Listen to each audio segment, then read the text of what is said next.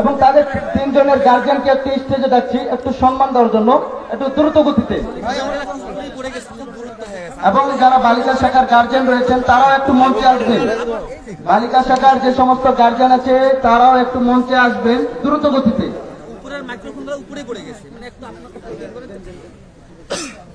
এ পর্যায়ে পাগড়ি গ্রহণ করছেন হাফেজ রহমতুল্লাহ। হাফেজ রহমতুল্লাহকে পাগড়ি তুলে দিচ্ছেন আমাদের প্রধান মেহমান শেখ ব্রাদার রাহুল হুসাইন। শেখকে পাগড়ি পরিয়ে দেওয়ার জন্য সবিনয় অনুরোধ করছি।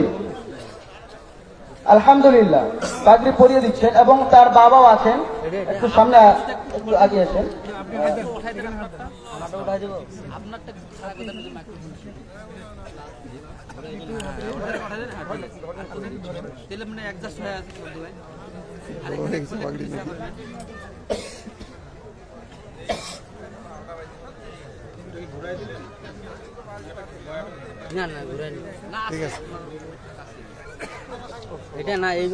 এ পর্যায়ে আমি পাগড়ি গ্রহণ করার জন্য অনুরোধ করছি হাফেজ নাফিস ইকবাল।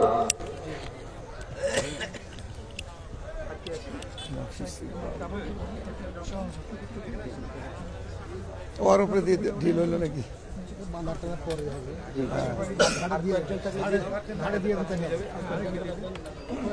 নাফিস ইকবালের গার্জিয়ান যদি থাকে একটু মঞ্চে উঠবে ইনশাল্লাহ, আমরা তাদেরকে একটু সম্মাননা করব ইনশাল্লাহ। তারা একটু মঞ্চে চলে আসবে।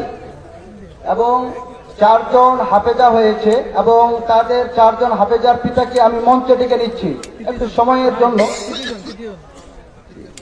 এ পর্যায়ে পাগড়ি গ্রহণ করছে মোহাম্মদ শাকিল। শাকিলকে পাগড়ি পরিয়ে দিচ্ছেন আমাদের আজকের প্রধান মেহমান।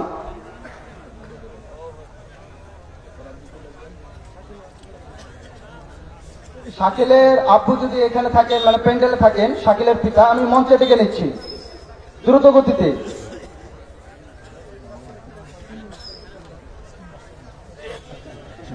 ঠিক আছে।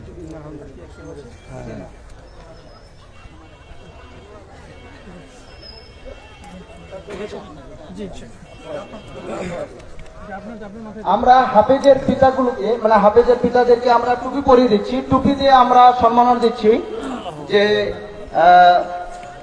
3 জনের এই গার্জিয়ান উপস্থিত রয়েছেন। আমরা এই গার্জিয়ানদেরকে আমরা টুপি উপহার দিয়ে সম্মান প্রদান করছি। এ পর্যায়ে যারা হাফেজা হয়েছে তাদের গার্জিয়ান আমাদের মঞ্চে আছেন।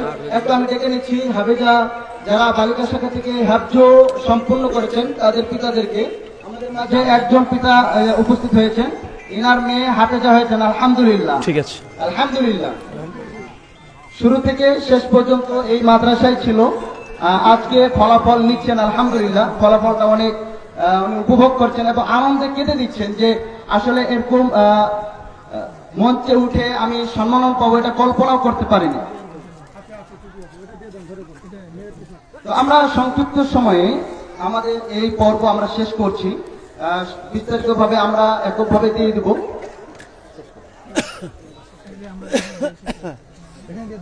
এ পর্যায়ে আমরা 2-3 মিনিট সংক্ষিপ্ত আকারে 2-1 মিনিটের জন্য আমাদের প্রধান অতিথি জনাব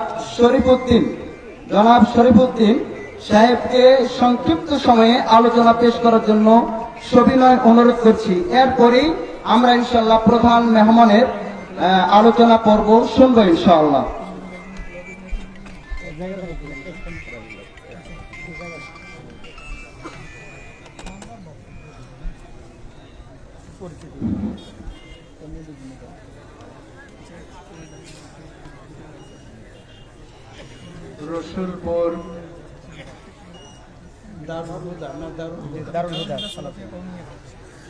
রসুলপুর দারুল হুদা সালাফিয়া কওমিয়া মাদ্রাসার এই মনোরম ছায়াতলে অনুষ্ঠিত এই ভাবগম্ভীর মাহফিলের বিদগ্ধ সভাপতি আমাদের পণ্ডিতবার প্রধান বক্তা, এর উদার হস্ত পরিচালক আমাদের আনোয়ারুল হক সাহেব, এর আয়োজকবৃন্দ এবং সর্বোপরি এত ত্যাগ এবং তিতিক্ষা নিয়ে অত্যন্ত বিনম্র আসনে, অত্যন্ত সাধারণ আসনে উপবিষ্ট পুণ্যময় অজস্র শ্রোতাবৃন্দ, সকলের প্রতি আমার অন্তর থেকে অজস্র সালাম। আসসালামু আলাইকুম ওয়া রাহমাতুল্লাহি ওয়া বারাকাতুহু।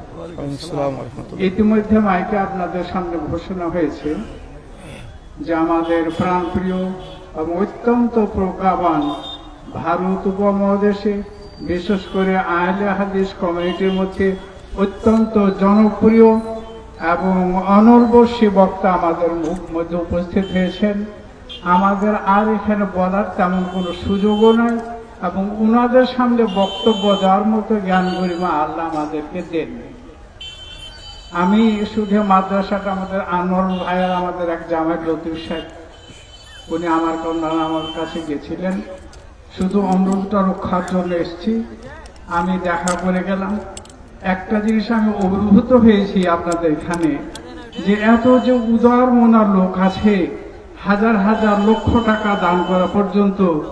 আমি সামান্য পকেটে কয়টা টাকা নিয়েছিলাম আমি সাহস করে আপনাদের সামনে বলতেই পারিনি। মাত্র ভদ্রতার সাথে 5,000 টাকা চুপি চাপি দিলাম। তবে এখানে আমার একটা প্রাণের আকর্ষণ আজকে বেড়ে গেল দুটো কারণে। এক, আমার ছোট ছোট কচিকা ছেলে মেয়েদের আমরা দেখে গেলাম প্রতিষ্ঠানে, ওদের প্রতি আমার দরদ অবশ্যই উঠলে উঠার থেকে। আর আপনাদের যে উদার মন, আপনাদের দেখে আজকে আমার কিছুটা শিক্ষা হলো, আমি উদ্বুদ্ধ হলাম। আমি আপনাদের সামনে কথা দিয়ে যাচ্ছি যে আমার এমন কোন বড় ফিগার দেওয়ার মতো আর্থিক যোগ্যতা নাই, আমি একজন রিটায়ার মানুষ। তবে প্রাণের টান বেড়ে গেল। যখন যা হবে আমি বছরে মাঝে মাঝে যাই আল্লাহ আমাকে সামর্থ্য দিই, আমি মাঝে মাঝে বিকাশ করে এই প্রতিষ্ঠানে কিছু টাকা পয়সা হোক বা কোনো কিছু যাই হোক আমি পাঠাবো, এরকম একটা ওয়াদা দিয়ে আর সময় নষ্ট করবেন না। আপনি আমাদের কাছে সবার কাছে ক্ষমা চেয়ে বিদায় নিচ্ছি। আপনাদের সবার সমৃদ্ধি এবং কল্যাণ কামনা করে আমার বক্তব্য শেষ করছি। আল্লাহ হাফেজ। মাশাআল্লাহ, জাযাকাল্লাহ খায়ের, অসংখ্য ধন্যবাদ। খুব গুরুত্বপূর্ণ কথা বলেছেন। আমরা দেখতে পাচ্ছি আমাদের প্যান্ডেলের জায়গা সংকুলন হচ্ছে না। আমি সকল মুসল্লি ভাইদের বলছি, আপনারা একটু আগে আগে বসবেন। পিছনে একটু যদি খেয়াল করেন দেখেন যে একজন আরেকজনের উপরে মানে হুমড়ে পড়ছে, মানে বসার জায়গা হচ্ছে না। আপনি বসার জায়গা করে দিলে ইনশাআল্লাহ আপনি নেকি পাবেন। এবং মা বোনদের প্যান্ডেলও জায়গা হচ্ছে না। আমি সকলের দৃষ্টি আকর্ষণ করছি যে আপনারা একটু চেপে চেপে বসে আরেকজন মা বোনকে জায়গা করে দেন। তো এই পর্যায়ে আপনারা একটু সামনে আগিয়ে আসেন প্লিজ। আর আরেকটি বিষয়, আপনাদের প্রশ্ন পর্ব, বিশেষ করে যদি এখানে কোনো হিন্দু ধর্মের কোনো ভাই থাকেন বা বৌদ্ধ ধর্ম বা খ্রিস্টান ধর্মের কোনো ভাই থাকেন, আমাদের মাইক সাউন্ড সিস্টেম নিচে থাকবে, সরাসরি প্রশ্ন করতে পারবেন। প্রশ্ন পর্ব থাকবে ইনশাআল্লাহ। আলোচনা শেষে আমরা যারা হিন্দু ভাই রয়েছেন বা অন্যান্য ধর্মাবলম্বী যারা রয়েছেন তাদেরকে আগে আমরা প্রাধান্য দিব ইনশাআল্লাহ। তাদেরকে আগে আমরা প্রশ্ন করার সুযোগ দেবো ইনশাআল্লাহ। আর যাদের প্রশ্ন রয়েছে লেখে বা আমাদেরকে টোকেন দিতে পারেন ইনশাআল্লাহ। শাইখ আলোচনা শেষে প্রশ্ন পর্ব রাখবেন ইনশাআল্লাহ। নারে তাকবীর, লিল্লাহি তাকবীর। আসলে আপনারা ক্লান্ত। আলোচনা করার পূর্বে যাদেরকে পাগড়ি তুলে দিলাম, 3 আয়াত বিশিষ্ট একটি তেলাওয়াত করেই আমরা আলোচনা চলে যাব ইনশাআল্লাহ। যারা হাফেজ হয়েছেন একটু শুনবেন তাদের হাফেজের মান কেমন। এ পর্যায়ে তেলাওয়াত করছেন নাফিস ইকবাল, হাফেজ নাফিস ইকবাল। السلام عليكم ورحمة الله وبركاته. وعليكم السلام. أعوذ بالله من الشيطان الرجيم. بسم الله الرحمن الرحيم.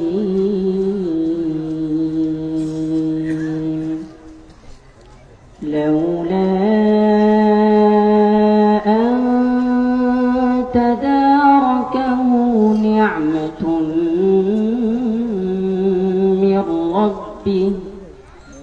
نعمة من ربه لنبذ بالعراء وهو مذموم فاجتباه ربه فجعله من الصالحين وإن يكاد الذين كفروا ليزلقونك بأبصارهم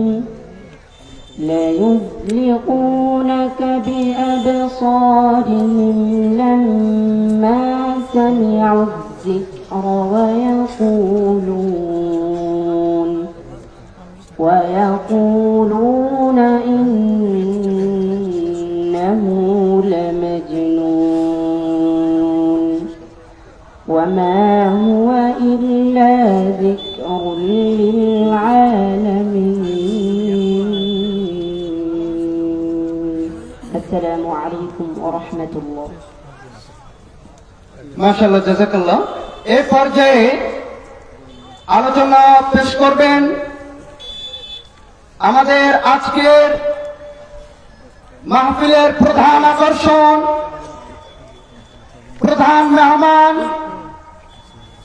বিভিন্ন ধর্মের উপর গবেষক, লেখক ও আন্তর্জাতিক খ্যাতিমান আলোচক শেখ ব্রাদার রাহুল হুসাইন, মুর্শিদাবাদ, ভারত।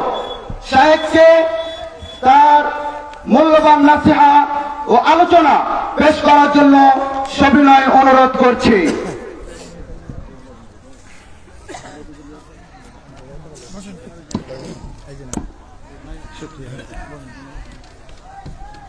আসসালামু আলাইকুম ওয়া রাহমাতুল্লাহি ওয়া বারাকাতুহু। ইন্নাল হামদালিল্লাহি নাহমাদুহু ওয়া নাস্তাঈনুহু ওয়া নাস্তাগফির ওয়া নাউযু বিল্লাহি মিন শুরুরি আনফুসিনা ওয়া মিন সাইয়্যাতি আমালিনা মান ইয়াহদিহিল্লাহু ফালা মুদিল্লা লাহু ওয়া মান ইউদ্লিল ফালা হাদিয়া লাহু واشهد ان لا اله الا الله وحده لا شريك له واشهد ان محمدا عبده ورسوله اما بعد فان خير الحديث كتاب الله وخير الهدي هدي محمد صلى الله عليه وسلم وشر الامور محدثاتها وكل محدثة بدعة وكل بدعة ضلالة وكل ضلالة في النار. أعوذ بالله السميع العليم من الشيطان الرجيم من همزه ونفخه ونفسه. يا أيها الناس اتقوا ربكم الذي خلقكم من نفس واحدة وخلق منها زوجها وبث منهما رجالا كثيرا ونساء واتقوا الله الذي تساءلون به والأرحام إن الله كان عليكم رقيبا. يا أيها الذين آمنوا اتقوا الله وقولوا قولا سديدا يصلح لكم أعمالكم يغفر لكم ذنوبكم ومن يطع الله ورسوله فقد فاز فوزا عظيما. قال رب اشرح لي صدري ويسر لي أمري واحلل عقدة من لساني يفقهوا قولي ربي زدني علما وزدني فهما. সমস্ত প্রশংসা সেই মহান সত্তা আল্লাহ সুবহানাহু ওয়া তাআলার জন্য, যিনি আমাদের সৃষ্টি করেছেন। শুধু সৃষ্টি করেননি, এই পৃথিবীতে সহস্র কোটি মাখলুকাত সৃষ্টি করার পরেও যিনি আমাদের এই মানব জাতিকে সর্বশ্রেষ্ঠ জাতি, সর্বশ্রেষ্ঠ মাখলুকাত এবং সর্বশ্রেষ্ঠ নবী মুহাম্মাদে আরবি সাল্লাল্লাহু আলাইহি ওয়াসাল্লামের উম্মত হিসেবে প্রেরণ করেছেন, সেই মহান সত্তা আল্লাহ সুবহানাহু ওয়া তাআলার সংক্ষিপ্ত শুকরে সুজুদ আদায় করি তার নিজের শেখানো ভাষা দিয়ে। সকলে এক বাক্যে পড়ি আলহামদুলিল্লাহ। রসুলপুর দারুল হুদা সালাফিয়া মাদ্রাসার এবং কওমিয়া মাদ্রাসার উদ্যোগে এবং উন্নতিকল্পে আজ পঞ্চম বার্ষিকী আজিমুশান ওয়াজ মাহফিল, তারিখ 29 ডিসেম্বর 2024। আজকের এই আলোচনা সভাটিকে সফল করার জন্য যারা সার্বিক দিক থেকে সাহায্য এবং সহযোগিতা করেছেন, তাদের প্রত্যেকের স্বতন্ত্রভাবে নাম ধরে শুকরিয়া আদায় করা সম্ভব নয়। তারপরেও যারা আজকের এই আলোচনা সভার সভাপতি, সহ সভাপতি, অতিথি এবং বিশেষ অতিথি সহ দূর দূরান্ত থেকে যেসব দিনী ভাই এবং বোনেরা আলোচনা শ্রবণের উদ্দেশ্যে একত্রিত হয়েছেন, আল্লাহ সুবহানাহু ওয়া তাআলা তুমি তাদের প্রত্যেকের নেক নিয়াত এবং নেক আমলগুলোকে কবুল করে নাও, সকলে পড়ি আমিন। এবং যারা আজকের এই আলোচনা সভাটিকে সফল করার জন্য অর্থ, শ্রম, অক্লান্ত পরিশ্রম দিয়ে যারা এই সফলতার জন্য শ্রম ব্যয় করেছেন, আল্লাহ সুবহানাহু ওয়া তাআলা তুমি তাদের প্রত্যেকের নেক নিয়াত এবং নেক আমলগুলোকে কবুল করে নাও, সকলে পড়ি আমিন। মহান সত্তা আল্লাহ সুবহানাহু ওয়া তাআলার কাছে দোয়া, এই প্রার্থনা, আল্লাহ সুবহানাহু ওয়া তাআলা আমরা মানুষ, আমরা কম বেশি ছোট বড় ভুল ত্রুটি বিচ্যুতি গুনাহ পাপ অন্যায় করে থাকি, আজকের এই আলোচনা সভার ওসিলায় আমাদের পেছনের ছোট ছোট গুনাহগুলোকে তুমি ক্ষমা করে দাও, সকলে পড়ি আমিন। সম্মানিত সুধী, বাদ মাগরিব থেকেই বিভিন্ন আলোচক তারা পবিত্র কোরআনুল কারীম এবং হাদিসে মুবারাকা থেকে অনেক গুরুত্বপূর্ণ আলোচনা আপনাদের সামনে পেশ করেছেন। আজকের এই আলোচনা সভার অন্তিম লগ্নে আপনাদের সামনে উপস্থিত হয়েছি একটি নির্দিষ্ট বিষয়ের উপরে আলোকপাত করার জন্য কমিটির তরফ থেকে আমাকে জানানো হয়েছে, সে বিষয়টা দেওয়া হয়েছে ইসলামী একমাত্র সত্য ধর্ম। কি বলেন তো? আরো জোরে বলেন। ইসলাম একমাত্র সত্য ধর্ম। আলোচনার বিষয় থেকেই বোঝা যাচ্ছে যে পৃথিবীতে যতগুলো ধর্ম বা মতবাদ আছে, এই বিষয়ের আলোকে প্রমাণিত হয়ে যায় যে অন্যান্য ধর্ম, ইসলাম, মতবাদ, দর্শন, আদর্শ সেগুলো ঠিক নয়, তথা পরিষ্কার বিশুদ্ধ বাংলা ভাষায় আমরা বলে দিতেই পারি সেগুলো ভুল। তবে মনে রাখবেন, প্রত্যেকটা ধর্মের মানুষের মধ্যে যদি আমি এখন আমার ইসলাম ধর্মকে সঠিক প্রমাণ করতে চাই, অনেক অমুসলিম আপনাদের পাশে আছে, অনেক সনাতন ধর্ম অবলম্বী মানুষ আছে, অনেক খ্রিস্টান আছে বা অন্য ধর্মের অনুসারী আছে, তারা অটোমেটিক তাদের হৃদয়ে অন্তরে একটা আঘাত, ব্যথা তারা পাবেই। ঠিক এই আলোচনায় যদি একটা করে সনাতন ধর্মের প্যান্ডেল থেকে হতো যে একমাত্র সত্য ধর্ম সনাতন ধর্ম, আর সেই আলোচক যদি এটা প্রমাণ করতেন যে না, সনাতন ধর্ম এটাই শ্রেষ্ঠ ধর্ম, এটাই একমাত্র ধর্ম, পৃথিবীর বাকি সমস্ত ধর্ম এগুলো মিথ্যা, এগুলো ভুল, তাহলে আমরা মুসলমানরা কষ্ট পেতাম কি পেতাম না? আমরা পেতাম। টাইমস অফ ইন্ডিয়া 2015 সালে 13 অক্টোবর পৃষ্ঠা নম্বর 19 তার একটা আর্টিকেল ছাপিয়েছে। তারা বলছে যে গোটা বিশ্ব জগতে এখন মানুষের সংখ্যা প্রায় 800 কোটি। কত কোটি? 800 কোটি মানুষ আছে। আর এই 800 কোটি মানুষের মধ্যে খ্রিস্ট ধর্মের অনুসারী আছে 220 কোটি। কত কোটি? 220 কোটি। আর পৃথিবীর দ্বিতীয় বৃহত্তর ধর্মের নাম হচ্ছে ইসলাম, তাতে আমরা হতভাগা মুসলিমরা। আমাদের পরিসংখ্যান গোটা বিশ্ব জগতে 170 থেকে 180 কোটি। পৃথিবীর তৃতীয় বৃহত্তর ধর্মের নাম হচ্ছে হিন্দুইজম তথা সনাতন ধর্ম বা বৈদিক ধর্ম, যাদের পরিসংখ্যান গোটা বিশ্ব জগতে 120 থেকে 130 কোটি। এই গোটা বিশ্ব জগতে ধর্মের সংখ্যা আছে প্রায় 4,500। কতগুলো বলেন তো ভাই? মাথায় ধরবেন, নামগুলো মনে রাখতে পারবেন? আমরা কটা ধর্মের নাম জানি?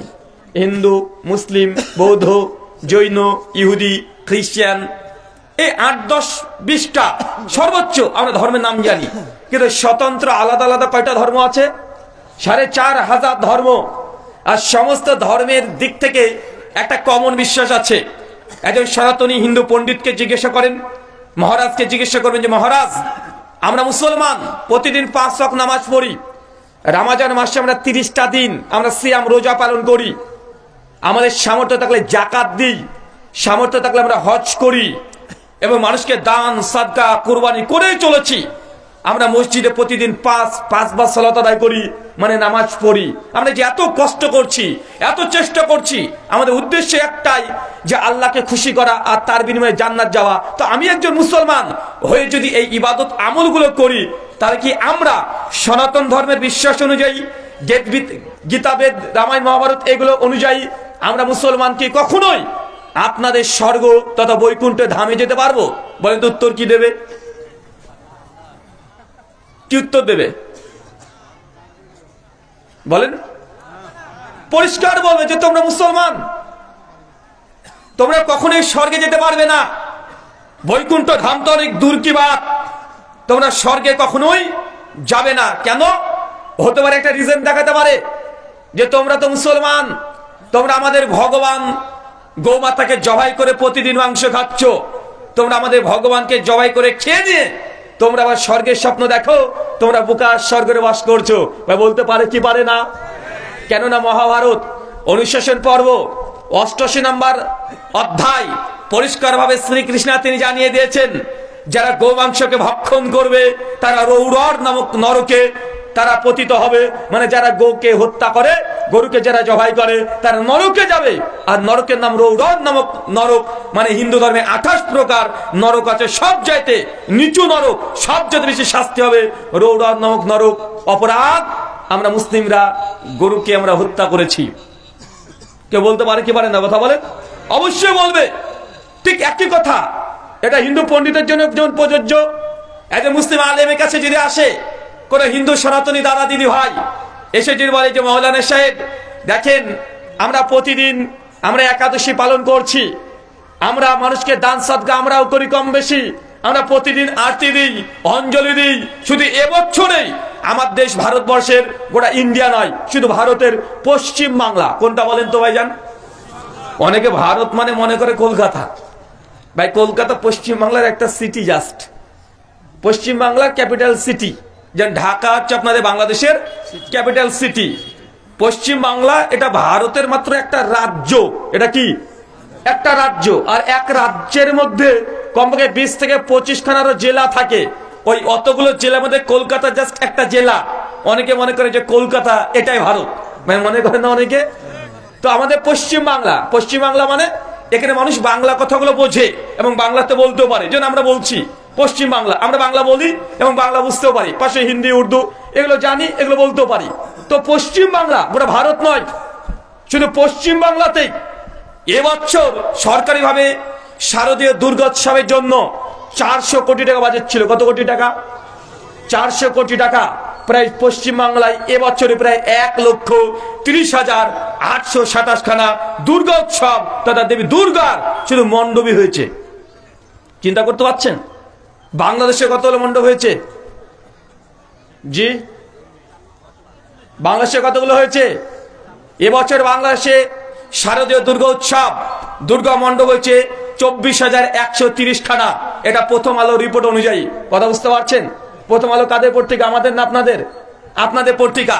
তো আমার ছোট একটা প্রশ্ন, কোন হিন্দু সনাতনী পণ্ডিত যদি এসে বলে এক একটা দুর্গা প্যান্ডেলে কমপক্ষে 8 থেকে 10 লক্ষ টাকা খরচ হয়, খরচ হয় কি হয় না? মাত্র 4 থেকে 5টা দিন, ষষ্ঠী, সপ্তমী, অষ্টমী, নবমী, দশমী, একাদশীতে বিসর্জন হয়ে যায়। মানে 4-5 দিন ধর্ম পালন করার জন্য একটা মানুষ 10 থেকে 12 লক্ষ টাকা তারা বাজেট রাখে কি রাখে না? কথা বলেন। এমন করে সনাতনী হিন্দু দাদা যদি এসে বলে যে মাওলানা সাহেব আমরা তো এতগুলো দান সদকা করি, আমরা ধর্মের জন্য এত খরচ আমরা করছি, এখন বলেন তো আমরা কি হিন্দু ধর্ম পালন করলেও ইসলাম ধর্ম অনুযায়ী আমরা কি আপনাদের জান্নাতে যেতে পারবো? আমরা হুজুরা কি উত্তর দেব? চিৎকার দিয়ে বলেন না। এক বাক্যে আমরা সঙ্গে সঙ্গে গোটা দশক কোরআনের আয়াত, ডজন খানিক হাদিস গড় গড় করে আরবি টু বাংলা অনুবাদ বলে দেব যে আপনারা মুশরিক শিরিক করেছেন, আপনারা মূর্তি পূজা করেছেন, অতএব আপনি স্বর্গে যেতে পারবেন না, আপনি নরকে যাবেন। সূরা মাইদা আয়াত নম্বর 72, আয়াত নম্বর 75, সূরা বাইনা 5, সূরা নিসা 48, 116 গড়গড় করে 1 ডজন আমরা রেফারেন্স দিয়ে দেবো কি দেবো না? তার মানে বোঝা যাচ্ছে হিন্দু ধর্ম অনুযায়ী মুসলমানরা নরকে, আর ইসলাম অনুযায়ী হিন্দু দাদারা নরকে। আর এই ফতোয়া কাদের? মুসলমান হলে মুসলমান মৌলবীরা দেবে ফতোয়া, হিন্দু পণ্ডিত হলে হিন্দু সনাতন পণ্ডিত যারা আছে, মহারাজ প্রভু গুরু এরা আছে, তারা ফতোয়া দিবে। আবার একই জিনিস আমরা হিন্দু আর মুসলমান একসঙ্গে যদি খ্রিস্টান পাদ্রী কাছে যাই, গিয়ে যদি বলে আমরা নামাজ রোজা হজ যাকাত করি, পণ্ডিত মশাই সঙ্গে বলবে আমরা দুর্গা পূজা লক্ষ্মী পূজা কালী পূজা সবই করি। এখন বলেন তো পাদ্রীজি, আমরা মুসলমান আর হিন্দু, আমরা কি আপনাদের সঙ্গে যেতে পারবো? ওই খ্রিস্টান পণ্ডিত কি বলবে? কি বলবে? ও বলবে তোরা যাবে না, কারণ বাইবেল বলছে বোকা পাইজা ওল্ড টেস্টামেন্ট 64 অধ্যায় 6 নম্বর ভার্স, যে জিজাসকে বিশ্বাস করে নাই, 1 করিন্থীয় 1 অধ্যায় 15 নম্বর পদে পরিষ্কার লিখছে, যে ব্যক্তি জিজাসকে বিশ্বাস করে নাই, তার ক্রুসিফিক্সনে বিশ্বাস করে নাই, সে যতই নামাজ রোজা হজ যাকাত দান সাদকা যাই করুক, একটা দুনিয়াকে একটা পৃথিবীকে যে দান করে দেয়, তারপরেও সে নাজাত পাবে না, তার সালভেশন নেই, সে জাহান্নামে যাবে। অতএব খ্রিস্ট বিশ্বাস অনুযায়ী হিন্দু মুসলমান দুজনই জাহান্নাম। কথা বুঝতে পারলেন না ভাইজান? 4500 ধর্ম, সমস্ত ধর্মের কমন বিশ্বাস। এটা শুধু আমি ইসলাম ধর্ম নিয়ে কথা বলছি না, আমার কথার সঙ্গে হিন্দু খ্রিস্টান সকলে একমত হবে যে আসলে সমস্ত ধর্মের অনুসারীরা তাদের কমন বিশ্বাস যে আমাদের ধর্ম ঠিক, বাকি সব ধর্ম ভুল। আছে না নাই? আমাদেরকে বলতে বললে আমরা বলবো ভাই বলেন তো ইসলাম ধর্ম যে একমাত্র ধর্ম, আমাদের কাছে প্রমাণ দলিল আছে না নাই? আমরা কোন দলিল দেব?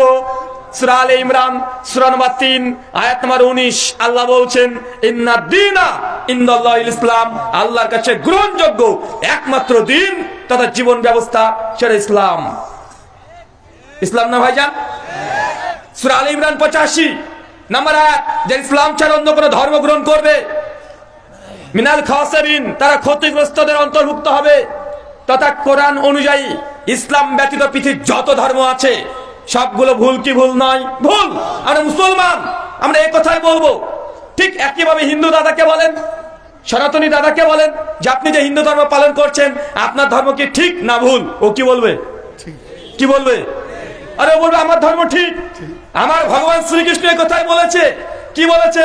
শ্রীমদ্ ভাগবত গীতা অধ্যায় নম্বর 18 শ্লোক সংখ্যা 66 ভগবান শ্রীকৃষ্ণ অর্জুনকে লক্ষ্য করে বলছে পরিষ্কার ভাবে, সর্বধর্মাম পরিত্যাজা মাম একম শরণং ব্রজা। শোনো অর্জুন, সমস্ত ধর্ম, সর্বধর্মাম সমস্ত ধর্ম পরিত্যাজ্যা পরিত্যাগ করে দাও, মাম একম শুধুমাত্র এক স্রষ্টা ঈশ্বরকে শরণং ব্রজা তারই আরাধনা করো, তারই শরণাপন্ন হয়ে যাও। যদি যেতে পারো তবে আমি তোমাকে সমস্ত পাপ থেকে মোক্ষ দিব, মানে মুক্তি দিয়ে দিব। এটা কারা বলছে?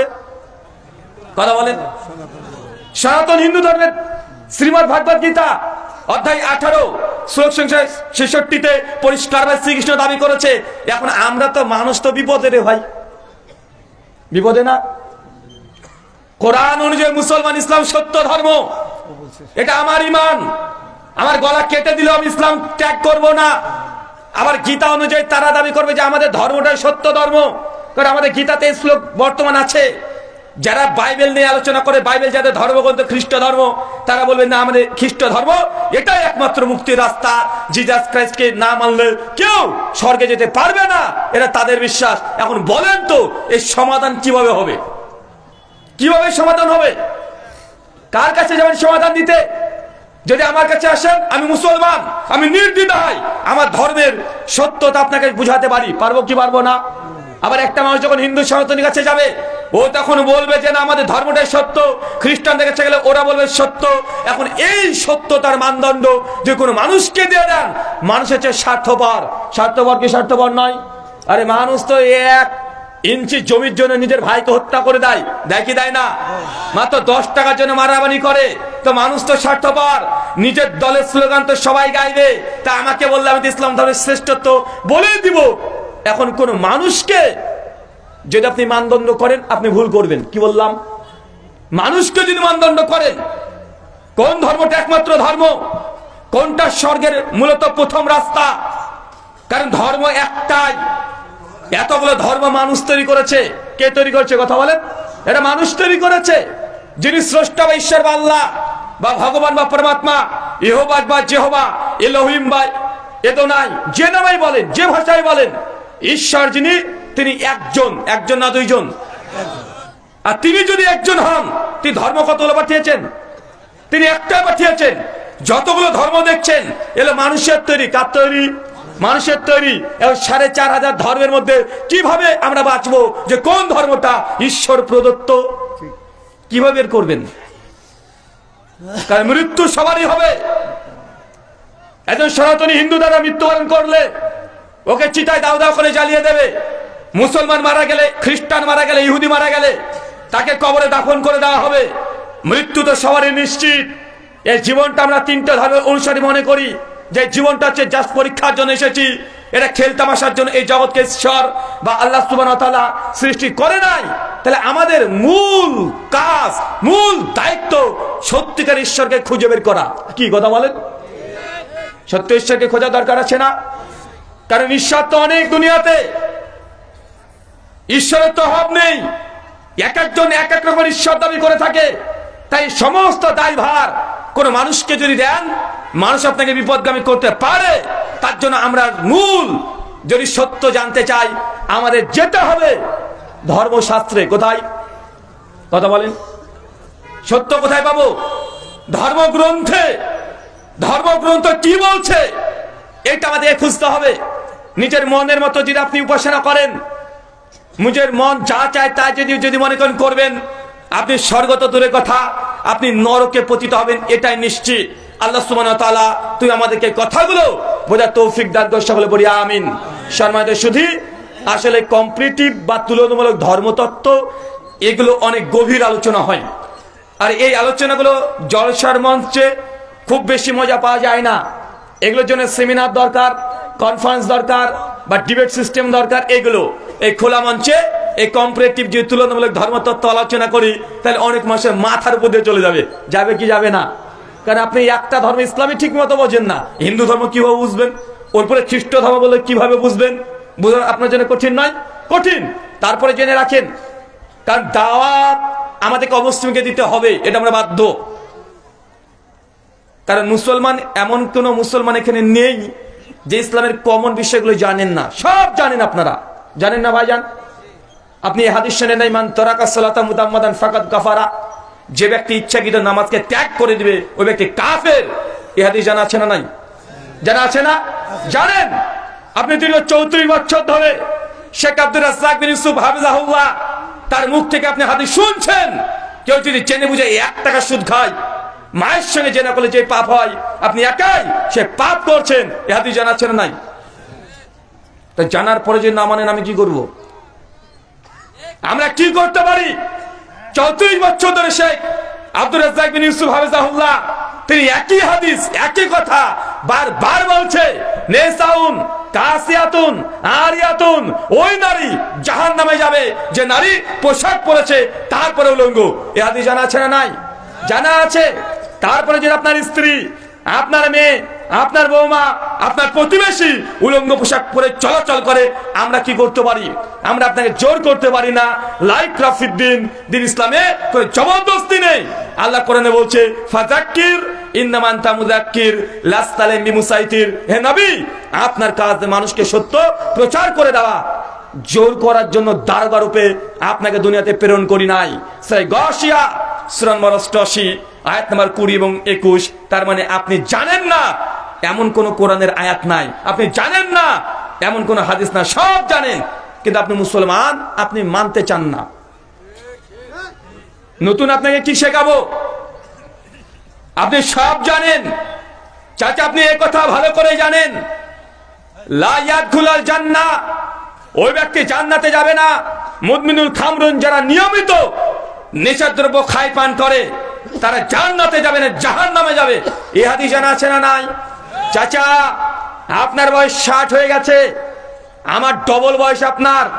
তারপর আজকে আপনাকে দেখবো আমি, প্রতিদিন আপনার সঙ্গে দেখা হয়, প্রোগ্রাম যখন শেষ করি ওই দিক দিয়ে যখন গাড়ি নিয়ে যাব আপনাকে দেখবো, আপনি বলবেন ভারতের বক্তা এসেছিল, কি রে বক্তা, ওটা মৌলবী না ঠাকুর, বুঝতেই পারলাম না, এই কথা বলবেন। আর সিগারেট ধরে বিড়ি ধরে টানতে টানতে আমার সামনে দিয়ে যাবেন। আছে না নাই কথা বলেন?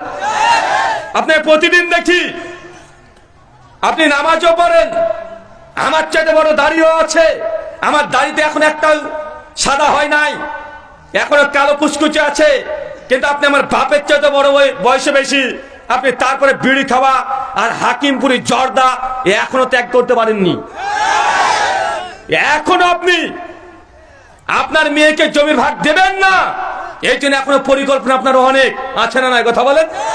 আপনি জানেন যদি আপনি মেয়েকে যদি জমির ভাগ না দেন, আপনি আত্মসাৎকার হিসেবে কিয়ামতের মাঠে উঠবেন, কারণ মেয়েরা সম্পত্তির ভাগ পাবে, এটা কোরআনে আল্লাহ জানিয়ে দিয়েছে, তারপরেও আপনি ভাগ দিবেন না, এই জন্য অনেক পরিকল্পনা করেন আছে না নাই কথা বলেন?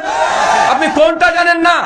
আপনি এই হাদিসও জানেন, লা ইয়াদখুলুল জান্নাহ, ওই ব্যক্তি জান্নাতে যাবে না আল কতে, যে সম্পর্ককে ছিন্ন করেছে, রক্তের সম্পর্ক যদি ছিন্ন করেন, আপনি 10 বার হজ করলেও আপনাকে জাহান্নামে যেতেই হবে। এই হাদিস জানা আছে না নাই?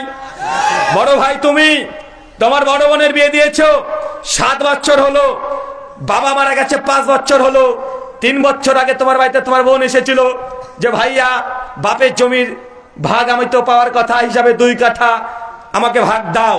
তুমি সঙ্গে সঙ্গে তুমি আর তোমার স্ত্রী মিলে তোমার বোনকে ধিক্কার দিয়ে বাড়ি থেকে বের করে দিয়েছো। খবরদার, জমি বলে আসবি না, তোর বিয়ে দিতে 7 লাখ টাকা খরচ হয়েছে, তোর জামাইকে এই দিয়েছি ওই দিয়েছি, তুই জমির ভাগ নিতে যদি আসিস, তুই আজ থেকে আমার বোনই না। তুমি এই আচরণ করেছো, অথচ তুমি হাদিস জানো যে আত্মীয় সম্পর্ক ছিন্ন করি ও জান্নাতে যাবে না। ও যদি 100 বার হজ করে, 300 বার যদি উমরা করে, ও যদি সারা জীবন 14,000 যদি নফল নামাজ পড়ে, তারপর তাকে জাহান্নামে যেতেই হবে। একদিন কোনদিন যদি আল্লাহ চাই মনে করে জান্নাতে দিতে পারে, কিন্তু জাহান্নাম আপনার যেতেই হবে। এই হাদিস জানা আছে না নাই? আপনাকে এই হাদিস অনেকবারই বলা হয়েছে, মেয়েরা জাহান্নামে বেশি যাবে তার কারণের মধ্যে একটা গীবত করা, 2 হচ্ছে স্বামীর শুকরিয়া জ্ঞাপন না করা। এই হাদিস জানা আছে না নাই? আছে না নাই? আছে। তারপর আজকে দেখেন মেয়েরা এসেছে, ওরা পাশে এসে গল্প করছে, বুবু আমার স্বামী খুব খারাপ। দেখেন এখনো শুনছে ওরা, মানে আমি যে কথা বলছি দেখেন অনেকে গল্প করছে, মানে কানে দিচ্ছে না, বলছে কি বুবু রে, কি হুজুর নিয়ে আসলো, কথা বলে কেন, ওয়াজ করবে কখন। এখন আমার চাচি মনে করেছে ভারত থেকে হুজুর এসেছে মানে মানে এমন এক হিন্দি গানে টান দিবে, এক টানে মাগো একদম বগুড়া। এখন মানুষ মনে করে যে ওয়াজ মানে টান দিতে হবে, মানে কাটা কাটা কথা বলছি, ধরেন বলবে কি ব্যাপার, শুনলাম বড় বক্তা ভারত থেকে আসছে, মানুষও তো দেখছি মেলায় হয়েছে, কিন্তু ওয়াজ কেন করে না, আধা ঘন্টা হয়ে গেলে ওয়াজ কেন শুরু হয় না। মানে চাচি মনে করছে ওয়াজ মানে টানতে হবে, 4-5টা গজল বলতে হবে, একটু কাঁদাতে হবে, একটু হাসাতে হবে, আর শ্রোতা যদি না হাসে একটু বিড়ি খাবার অ্যাক্টিংও করতে হবে। কেন ওয়াজ মানে তখন এগুলো, তাই না ভাইজান? ওয়াজ মানে এগুলোই। আপনাকে আমি আবার মনে করে দিই, আপনি জানেন না এমন কোন হাদিস নাই, কোনটা আদেশ কোনটা নিষেধ কোনটা উপদেশ, আপনাকে বারবার প্রতিদিন বলা হয়। আর এই কথা আমি বিশ্বাস করি, মুসলমানদের মধ্যে যতগুলো সমাজ আছে তার মধ্যে আহলুল হাদিস সমাজ, এই সমাজ অন্য সমাজের চাইতে একটা হলো হাদিস বেশি জানে, একটা হলো কোরআনের অনুবাদ বেশি জানে, এরা অন্যদের চাইতে সচেতন বেশি। তারপর আপনি এই হাদিস শোনার পরে যে জর্দা যদি 350 জর্দা হাকিমপুরি অলিপুরি জর্দা দিয়ে যদি পান খান আর চলে যান, তাহলে আমরা কি করতে পারি? জানার তো কম নেই আপনার, আপনি অনেক জানেন। তাই আজকে কমিটি আমাকে বলেছে যে রুহুল আমিন ভাই, আমাদের পাশে অনেক অমুসলিম আছে, তারা প্রশ্ন করতে আগ্রহী, অনেকে প্রশ্ন করবে, তার জন্য আমাদের উন্মুক্ত আজকে আছে, মাইক্রোফোন ডান দিকে দেওয়া হবে। আলোচনা খুব লম্বা করব না, আলোচনা খুব বেশি লম্বা করব না। অমুসলিম যারা আছে যে কোনো প্রশ্ন নির্দ্বিধায় নিঃসংকোচে তারা করতে পারবে ইনশাআল্লাহ। কোনো প্রবলেম আছে নাকি? কারণ ওয়াজ মাহফিল তো প্রতিদিনই শুনেন, শুনেন না ভাইজান? প্রতিদিন শুনছেন। এখনই ইউটিউব হাফেজাহুল্লাহ, ইউটিউব কি হাফেজাহুল্লাহ, আর ফেসবুক হচ্ছে দামাত বারকাতুম আলিয়া। আপনি ঘোরাঘুরি করলেই অনেক বক্তব্য পেয়ে যাবেন। পাবেন কি পাবেন না? পাবেন। তখন জ্ঞান অর্জন করা মুসলমানের জন্য সহজ হয়ে গেছে। কিন্তু সাধারণত অমুসলিমদের কাছে দাওয়াত দেওয়া এটা সাধারণভাবে এটা হাজারে একবারও হয় না। তাই আমাদের উদ্দেশ্য অমুসলিম ভাইরা যেন কিছু কোরআনুল কারীমের কথাগুলো তাদের শাস্ত্রের আলোকে বুঝতে পারে বা জানতে পারে, এটা আমাদের জন্য কল্যাণকর। আল্লাহ তুই কবুল করো, সকলে পড়ি আমিন। সমাজে শুধু তার মানে বুঝতে পারলাম, ধর্ম যদি পালন করতে হয় তাহলে হুজুর দেখে ধর্ম পালন করা যাবে না। যাবে? ধর্ম যদি পালন করতে হয় তাহলে পণ্ডিত আর ঠাকুরকে দেখে ধর্ম পালন করা যাবে না। কারণ হুজুরের মধ্যেও বদমাইশি আছে, হুজুরের মধ্যে শয়তানি আছে বলেই তো হিল্লার নামে মসজিদে নিয়ে চলে যায়, আছে না নাই? কথা বলেন। আবার ঠাকুরের নামে বদমাইশি আছে বলেই রাম রহিমের মতো মানুষও আমাদের ভারতে একসঙ্গে 100 খানা গার্লফ্রেন্ডকে নিয়ে ধরা পড়েছে মন্দিরের ভিতরেই। তার মানে ঠাকুরের মধ্যে বদমাইশি আছে, আবার হুজুরের মধ্যে বদমাইশি আছে। তাই মানুষকে যদি সত্য মিথ্যার মানদণ্ড করে দেন, মানুষ হচ্ছে স্বার্থপর, নিজের দলের দিকে টানবে, নিজের দল ভারী করবে। সত্য যদি জানতে চান আপনার যেতে হবে ধর্মগ্রন্থে। কোথায়? কোথায়? ধর্মগ্রন্থে। চলেন আমরা দেখি শ্রীকৃষ্ণজি কি বলছেন। শ্রীমদ্ ভাগবত গীতা অধ্যায় নম্বর 16 শ্লোক সংখ্যা 23 এবং 24। শ্রীকৃষ্ণকে প্রশ্ন করছে অর্জুন যে প্রভু কোনটা ধর্ম কোনটা অধর্ম কিভাবে বুঝবো? পৃথিবীতে অনেক ধর্ম চলছে, কিন্তু কোনটা ধর্ম কোনটা অধর্ম বুঝবো কিভাবে? শ্রীকৃষ্ণের সঙ্গে উত্তর দিচ্ছেন গীতার 16 অধ্যায় মন্ত্র সংখ্যা 23 এবং 24। মন্ত্র বলছেন, ইয়া শাস্ত্রবিধি মুসৃজ্যবর্ততে কাম করতাহ না সুখম না সিদ্ধাম না বনতি না পরাম গতিম।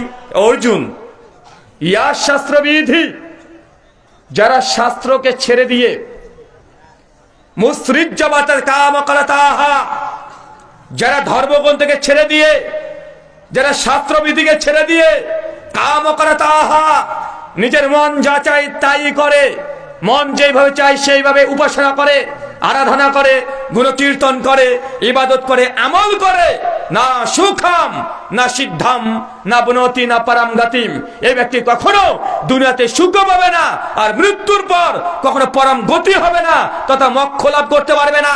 মানে স্বর্গ বৈকুণ্ঠের ধামে ওই ব্যক্তি যেতেই পারবে না। বলেন তো কোন ব্যক্তি? নিজের মন মতো ধর্ম পালন করে, মন যা চায় তাই করে, শাস্ত্রে কি আছে দেখার দরকার নেই, ধর্মগ্রন্থে কি আছে দেখার দরকার নেই। মনে হচ্ছে উপাসনা করছি, ইবাদত করছি, দোয়া জিকির আজকার তসবিহ তালিল করছি, শাস্ত্রে কি আছে দেখার প্রয়োজন মনে করি না। আমার মন বলছে ভালো, আমি করছি। শ্রীকৃষ্ণ বলছে এই ব্যক্তি যত বড় ভক্ত হোক না কেন, এই ব্যক্তি সরাসরি নরকেই যাবে। এই কথাটা ভালো না ভাইজান? এই শ্লোকটা দারুণ না? জি, এই কথা হাদিসেও আছে, আমাদের নবীও বলেছেন। শুধু ভাষার পার্থক্য, ভাব অর্থ এক। আল্লাহ নবী বলছেন মানে আমিলা আমালান লাইসা আলাইহি আমরুনা ফাহুয়া রাদ, কোন ব্যক্তি এমন কোন আমল করলো যে আমল আল্লাহ নবী আদেশ করে নাই, সে আমলটা যতই ভালো হোক না কেন ফাহুয়া রাদ, সে আমলটা বাতিল। একই জিনিস না? কথা বলেন। শ্রীকৃষ্ণ বলছে ধর্মগ্রন্থ ছাড়া কেউ যদি কোনো আমল করে, তবে ইবাদত উপাসনা করে, নিজের মন মতো করে, তাহলে ঈশ্বর গ্রহণ করবে না। আমাদের নবী তিনি একটি কথা বলছেন, যে ব্যক্তি আমল করবে কিন্তু নবীর আদেশ নাই, আমলটা যতই দামি হোক না কেন ওই আমলটা বাতিল। চলেন দুটো ধর্ম থেকে আগে ধর্মের সমালোচনা আমি আগে করি। আমি দুই ধর্মেরই সমালোচনা করবো এখানে, যেন কেউ কষ্ট না পান। আমাদের হুজুরা দেখবেন 12 তারিখ রবিউল আউয়াল মাসের চিৎকার মারে নবীজির আগমন শুভেচ্ছা স্বাগতম, আছে না নাই চাচা? একদম জাশনে জুলুস করছে, মাইক টাইক বাজে, ডিজে বাজাচ্ছে, একদম কাওয়ালি গান বাজাচ্ছে, রাস্তাতে চলে যাচ্ছে।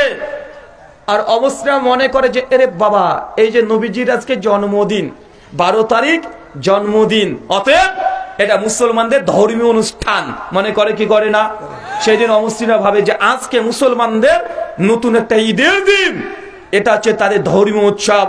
অমুসলিম হিন্দুরা মনে করে কি করে না, অথচ প্রকৃতপক্ষে 12 রবিউল আউয়াল নবীজির মিলাদ তথা ঈদে মিলাদুন নবী, এটা ইসলামে কোনো স্থানই নাই, পুরোটাই বাতিল। এমনি চলছে। এই জিলাপি হুজুর যারা আছে, জিলাপি হুজুর বুঝেন তো আবার, হ্যাঁ, এই জিলাপি হুজুর এরা এটা তৈরি করেছে। আমার নবী যে 12 তারিখে জন্মগ্রহণ করেছে, এটা সহি সনদে কিছু প্রমাণিত নয়। ইতিহাস থেকে কমপক্ষে 8টা মত পাওয়া যায়। কে বলেছে আল্লাহ নবী জন্মগ্রহণ করেছে 8 রবিউল আউয়াল, কে বলছে 12 তারিখ, কে বলছে 20 তারিখ, আবার কে বলছে না নবী রবিউল আউয়াল মাসে জন্মগ্রহণই করেনি। বরফির আব্দুল কাদের জিলানী রাহিমাহুল্লাহ, নাম শুনেছেন কি শুনেন নাই? ওনার বই আছে গুনিয়াতুত তালেবিন, প্রথম ভলিউম, যেটা পাকিস্তান করাচি উর্দুতে ছাপা, পৃষ্ঠা নম্বর 328-এ তিনি লিখছেন নবী আলাইহিস সালাম জন্মগ্রহণ করেছে 10 মুহররম। নেন ঠেলা, কথা বুঝতে পারলেন না? কিন্তু গোটা বিশ্বে 12 তারিখ নবীজির জন্মদিবস পালন করছে কি করছে না? করছে। অথচ ইসলামে কোনো ভিত্তিই নাই। আল্লাহ নবী জীবদ্দশায় তো নবী কখনো তার নিজের জন্মদিন পালন করেনি। আল্লাহ নবী দুনিয়া থেকে চলে গেছে, আমাদের আয়েশা তার স্ত্রী 58 বছর বয়সে মৃত্যুবরণ করেছে 59 হিজরিতে। তারপরেও আমাদের আয়েশা নবীর স্ত্রী একদিনও ঈদে মিলাদুন নবী পালন করে নাই। নবীর 4 খলিফা আবু বকর, ওমর, ওসমান, আলী কেউ মিলে ঈদে মিলাদুন নবী করে নাই। কিন্তু আমাদের ইসলামে এখন মানুষ করছে কি করছে না? অবশ্যই মনে করছে এটাই ধর্ম, এটাই মনে কোরআনে আছে, হাদিসে আছে, নচেত হুজুররা কি এমনি করে? বলে কি বলবে না? এটা তো একটা মুসলমানে বললাম। চলেন এটা খ্রিস্টানদের দেখাই। চাচা না, চাচা বলতে পারবে না, চাচার মাথার উপর দিয়ে যাবে। আচ্ছা 25শে ডিসেম্বর চলে গেল না? হ্যাঁ, গিয়েছে কি যায় নাই? গিয়েছে। 25শে ডিসেম্বর কি গো?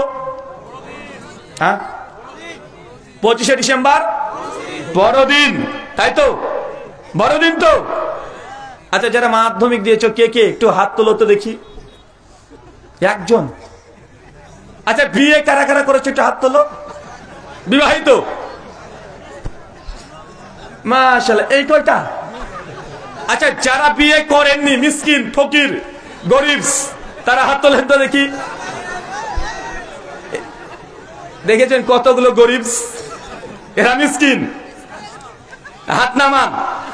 আচ্ছা যারা, আপনাদের প্রশ্ন করি, আচ্ছা বলেন তো বড়দিন টাইমের দিক থেকে কয় তারিখকে বড়দিন? 22শে জুন, 21 অথবা 22শে জুন টাইমের দিক থেকে বড়। আর টাইমের দিক থেকে সবচেয়ে ছোট দিন কোনটা? 22শে ডিসেম্বর। তো 25শে ডিসেম্বর কি বড়দিন না ছোট দিন? মানুষ বলছে বড়দিন, বলছে না ভাইজান? আরে 25শে ডিসেম্বর দিন ছোট।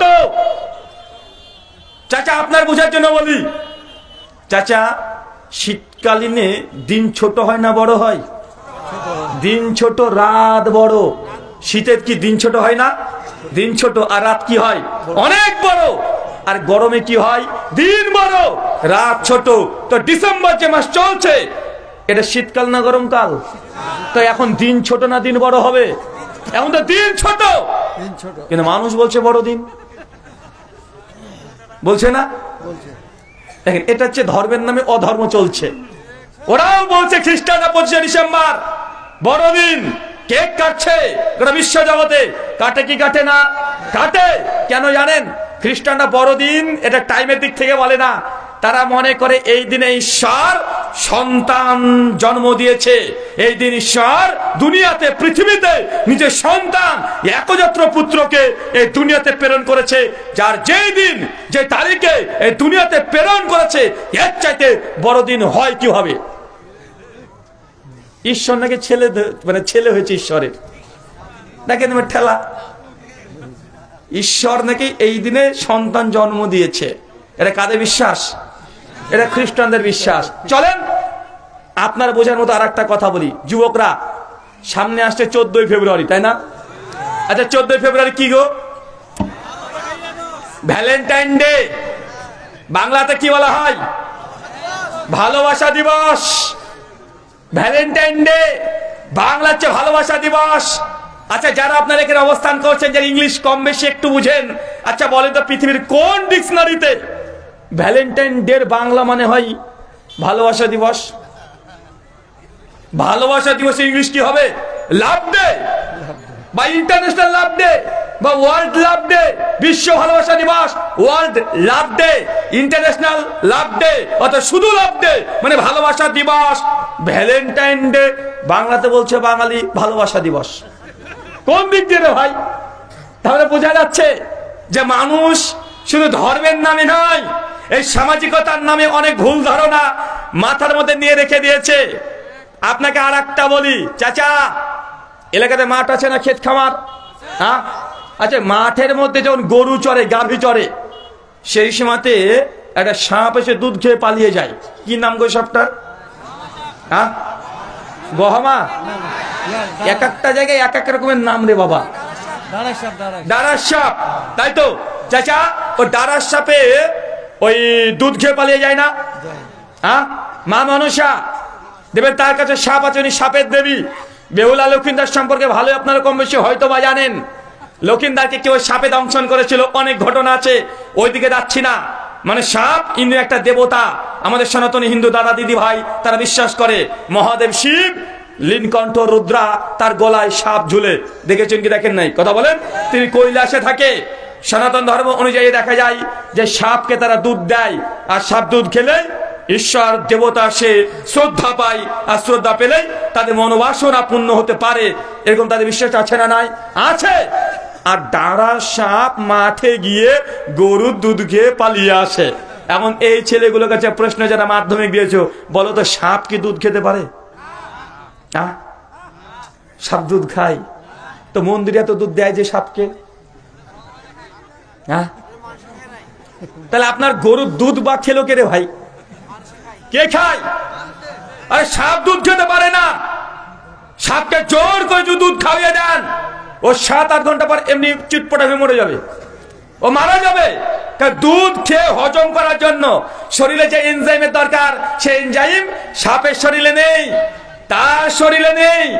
এখন এই জন্য বড় বিজ্ঞানী হতে হবে না আপনাকে, কেন আপনার কাছে চ্যাট জিপিটি হাফেজাহুল্লাহ আছে, গুগল দামাত বারকাত মালিয়া আছে, আছে না নাই? এখন গুগল মামুকে প্রশ্ন করেন, মামু সাপ কি দুধ খায়? দেখুন উত্তর দিয়ে দিবে এখনই। দেবে কি দেবে না? কথা বলেন। মানুষের চোখে আগে ধুলো দিয়ে বক্তব্য দেওয়া সহজ ছিল, কিন্তু এখন আর নেই। সেকেন্ডের মধ্যে তথ্য যাচাই করা যায় কি যায় না? যায়। আপনি এখনই লিখেন সাপ কি দুধ খায়, সাপ কেউ 14 গোষ্ঠী খায় না। কিন্তু মন্দিরে চলছে, মন্দিরে দুধ দিচ্ছে, কে খায় তাহলে? ও ঠাকুরে খায়। মানে ইন্ডিয়াতে 2018 সালে ইন্ডিয়াতে কিছু সুশীল সমাজ আছে, মুসলমান না হিন্দু সুশীল সমাজ, যারা বিজ্ঞান মনস্ক। তো একটা শিব মন্দিরে প্রচুর পরিমাণে দুধ দেয়। তো ওই দুধ ওখানকার পণ্ডিতজি যিনি আছেন উনি দেখান যে সাপ এসে ওই দুধ খায়, আর ওইখানে দুধ ঢালে, কিছু শিবলিঙ্গের পুরো ঢালে। ওটা নিয়ে আমি আলোচনা করতে চাচ্ছি না। তো এইখানে সাপ এসে দুধ খায়, অনেকগুলো সাপ ছেড়ে রেখে দিয়েছে, আর মানুষও ভক্তরা এসে ওই মন্দিরে দুধ দেয়। যারা বিজ্ঞান মনস্ক তারা জানে যে এই সাপ তো দুধ খায় না, কিন্তু মন্দিরে এত দুধ যাচ্ছে কোথায়, কোথায় যায়? ওরা তদন্ত করতে শুরু করে দিল। ইন্ডিয়ান ক্রাইম ব্রাঞ্চ থেকে তাদেরকে অনুমতি দেওয়া হলো, ঠিক আছে আপনারা করেন। তারপরে তারা একসঙ্গে টিম গিয়ে মন্দিরকে ঘেরাও করে যে আপনাদের কাছে এত দুধ আসছে প্রতিদিন, কুইন্টাল কুইন্টাল, টন টন, হাজার হাজার ভক্ত প্রতিদিন যায়। তো গিয়ে দেখছে ওই সাপের ওখানে বড় মানে লম্বা করে করা আছে, আর ওইখানে হচ্ছে দুধ দেওয়া আছে, দুধ যাচ্ছে, সাপও গিয়ে খাচ্ছে। তো ওরা গিয়ে এই দুধকে তুলে টেস্ট করেছে, টেস্ট করে দেখছে আসলে ওটা দুধই না, পানি। পানিতে রং মিশিয়েছে সাদা। কথা বুঝতে পারলেন না? আর যে দুধ ঢালছে, ওই যেখানে দুধ ঢালছে তার পাশ দিয়ে একটা পাইপ পেছনে যাচ্ছে মন্দিরের, মন্দিরে চলে, মানে মন্দিরের পেছনে পাইপ চলে যাচ্ছে, কুইন্টাল কুইন্টাল দুধ ওখানে পড়ছে। ওগুলো প্যাকিং করে আবার দোকানে পাঠাচ্ছে, দোকানে আবার ওই দুধ বিক্রি হচ্ছে, আবার মন্দিরে আসছে, সাইকেল ঘুরছে, মানে একই দুধ, বারবার বিজনেস চলছে। ভাই আপনি তো বিজ্ঞান কম বেশি জানেন, আপনি কোন ধর্মের এটা আমি মানে এটাকে ম্যাটার করছি না। যে মুসলমান ঈদে মিলাদুন্নবীর নামে বদমাইশি করছে, যে ধর্ম না কিন্তু পালন করছে, করছে কি করছে না? করছে। ঠিক একইভাবে সনাতন হিন্দু ধর্মের মধ্যে এই কুসংস্কার আছে, খ্রিস্টানদের মধ্যেও আছে। হচ্ছে সাপ দুধই খেতে পারে না। দেখবেন সাপের সামনে গিয়ে অনেকে বাঁশি বাজায়, বিন বাজায়, সাপ উড়ে এসে সাপ ধরার জন্য বিন বাজায় না, বাঁশি বাজায় না চাচা, অথচ সাপের কানই নাই, সাপ শুনতেই পায় না, সাপ শুনতে পায় না। ও ফসফুস করে কেন জানেন? ও দেখতে পায়। যখন আপনি কিছু লাঠি দিচ্ছেন বা হাত নাড়াচ্ছেন, ও নিজেকে আত্মরক্ষা করার জন্য ও ফসফুস করে, কিন্তু ও শুনতেই পায় না। কিন্তু ওকে আপনি কি করছেন? বিন বাজিয়াচ্ছে, মানে ধর্মের নামে যেন অধর্ম আছে। সমাজে কুসংস্কার আছে না নাই? আছে না নাই? আছে। তার জন্য আমি আবারও বলেছি আপনাকে, যদি ধর্ম পালন করতে হয় কোন হিন্দু ঠাকুর পণ্ডিতকে দেখে নয়, আপনাকে ধর্ম পালন করতে হবে ধর্মগ্রন্থ দেখে। একটা বই আছে, বইটার নাম ফাজালে আমল, নাম শুনেছেন কি শুনেন নাই? ফাজালে আমলের ফাজালে সালাত অধ্যায় 67 নম্বর পৃষ্ঠা। ওইখানে লিখছে যে ইমাম আবু হানিফা রাহিমাহুল্লাহ তিনি আল্লাহকে 99 বার দেখেছেন। কয়বার? কয়বার? কে লিখেছে? হুজুরও লিখেছে। কি লিখেছে? আল্লাহকে 99 বার দেখেছে কে? ইমাম আবু হানিফা রাহিমাহুল্লাহ। আর একটা কিতাব আছে তাবাকাতুশ শাফি, যে শাফি মাযহাব মানে তারা দেখছেন যে তোমাদের ইমাম আল্লাহকে 99 বার দেখেছে, আরে আমাদের ইমাম ইমাম শাফি তিনি আল্লাহকে 100 বার দেখেছে। নেন সেঞ্চুরি, 100 বার দেখে নিয়েছে। আর যারা পীর মানে পীর, পীর বুঝেন না? পীর ওদের তো আবার হিসাব তো মানে পাওয়াই কঠিন। ওদের একটা পীর আছে, নাম হচ্ছে বাইজিদ বুস্তামি, তাজকিয়াতুল আউলিয়া 2য় খণ্ড 420 থেকে 423 নম্বর পৃষ্ঠা পর্যন্ত লিখেছে যে বাইজিদ বুস্তামি আল্লাহকে একবার দুইবার নয়, প্রায় 1001 বার আল্লাহর সঙ্গে মিরাজ করেছে। চিন্তা করেছেন? আমার সাদা মনে সাদা প্রশ্ন, আমার সাদা মনে কাদা নাই ভাই। আমার প্রশ্ন, আল্লাহকে কি দেখা যায়? দেখা যায়? আল্লাহকে দেখা যায় না, কিন্তু হুজুরে বলছে দেখা যায়। হুজুররা দেখেছে, দাবি করছে। ঠিক একই ভাবে অনেক হিন্দু পণ্ডিত, অনেক সনাতনী পণ্ডিত, তারা বলছে আমরা ঈশ্বরকে দেখেছি। বলে কি বলে না? কথা বলেন। আমি যেখানে ইন্ডিয়াতে বসবাস করি, মুর্শিদাবাদ 3 কিলোমিটার গেলে পড়ে যায় নদিয়া, আর 3 কিলোমিটার এগিয়ে যান জায়গা নাম হচ্ছে হুগলবাড়িয়া। 2টো মন্দির পাশাপাশি আছে, একটা দুর্গা মন্দির, একটা কালী মন্দির। কালী মন্দিরের মধ্যে যে মন্দিরটা আছে শ্মশান কালী, মানে কালীর মধ্যে অনেক ভাগ আছে, শ্যামা কালী, শ্মশান কালী। শ্যামা কালী কোনটা? যেটা শ্যামলা বর্ণের মানে নীল কোয়ালিটির, ওটা শ্যামা কালী। শ্মশান কালী কোনটা? যেটা গোটাটাই কুচকুচে কালো, সাইজ একটু ছোট হয়, শ্মশান কালী। তো ওইখানকার পণ্ডিতের দাবি মা কালী নাকি মাঝে মধ্যে জীবিত হয়ে যায়, মাঝে মধ্যে পণ্ডিত মশাইয়ের সঙ্গে কথাও বলে, মাঝে সন্দেশ দেয়, সন্দেশ খায় শুদ্ধ। এটা পণ্ডিতজির দাবি। কথা বুঝতে পারলেন? যেটা মানে মৌলবীদের দাবি আল্লাহকে সরাসরি তারা দেখেছে 99 বার, 100 বার। অথচ কোরআন মাজিদে একজন নবী আছে, সে নবীর নাম নবী মুসা আলাইহিস সালাম। নাম মনে আছে চাচা? মনে আছে? মুসা নবী, খুব মেজাজ, অনেক মেজাজ। ইনার যদি আলোচনা কোরআনে পড়েন অবাক হয়ে যাবেন। আর খুব শক্তি। সূরা হুদ 25 থেকে 40 নম্বর আয়াত। মুসা সাল্লাল্লাহু আলাইহি হেঁটে হেঁটে যাচ্ছেন, মাঝ পথে গিয়ে দেখছেন যে মুসা নবীর ভাইদেরকে অন্য গোত্রের লোক এসে মারামারি করছে, ঝামেলা করছে। মুসা ইসলামের গিয়েছে রেগে, হন হন করে হেঁটে গিয়ে ভিড়ের মধ্যে একজনকে কলার ধরে টেনে নিয়েছে, 1 থাপ্পড়। যখনই মেরেছে স্পট ডেট, 1 থাপ্পড়ে মরে গেছে। হাতে তেজ দেখেছেন কত? এটা তো মানুষ। এরপরে দেখেন সহিহ বুখারী 1348 নম্বর হাদিস, আল্লাহ ফেরেশতা মালাকুল মউত, নাম শুনেছেন? মানে আপনার ফেরেশতা আজরাইল, আপনার ভাষায় কি কথা বলেন? আজরাইল ফেরেশতা। আল্লাহ বলছে আজরাইল, মুসার তো হায়াত শেষ হয়ে গেছে, দুনিয়াতে যাও, মুসার রুহুটাকে কবজ করে নিয়ে চলে আসো। এখন আজরাইল ফেরেশতা, মালিকুল মউত ফেরেশতা, মুসা ইসলাম যে ঘরে মানে ঘুমিয়ে আছেন, দুপুর বেলায় ঢুকে পড়েছে। মুস্তাদাক আল হাকিম 1603 নম্বর হাদিস, ঢোকার সময় সালাম দেয় নাই। কি দেয় নাই? মুসা নবীকে সালাম দেয় নাই। দেখছে মুসা ইসলাম ঘুমাচ্ছেন, আরাম করে ঘুমাচ্ছে। মালিকুল মউত মাথার কাছে গিয়ে মুসা নবীকে খুঁচাচ্ছে, এইভাবে উঠেন। মুসা সালাম ঘুম ভেঙে উঠে দেখছে সামনে আজরাইল বসে আছে। ঘুম থেকে উঠে রাগ হয়ে গেছে, সালাম কালাম নাই, এমনি খুঁচিয়ে ঘুম ভেঙে দিয়েছে। উঠে বসে মানে ঠাটি এক থাপ্পড়। আর যখনই মেরেছে তার এই ডান চোখ মানে বেরিয়ে আসে নিচে গোল গোল করে ঘুরতে শুরু করেছে। আর এটা কেচ্চে না, বুখারীর হাদিস। এটা কিসের হাদিস? বুখারী। বুখারী মানে কি?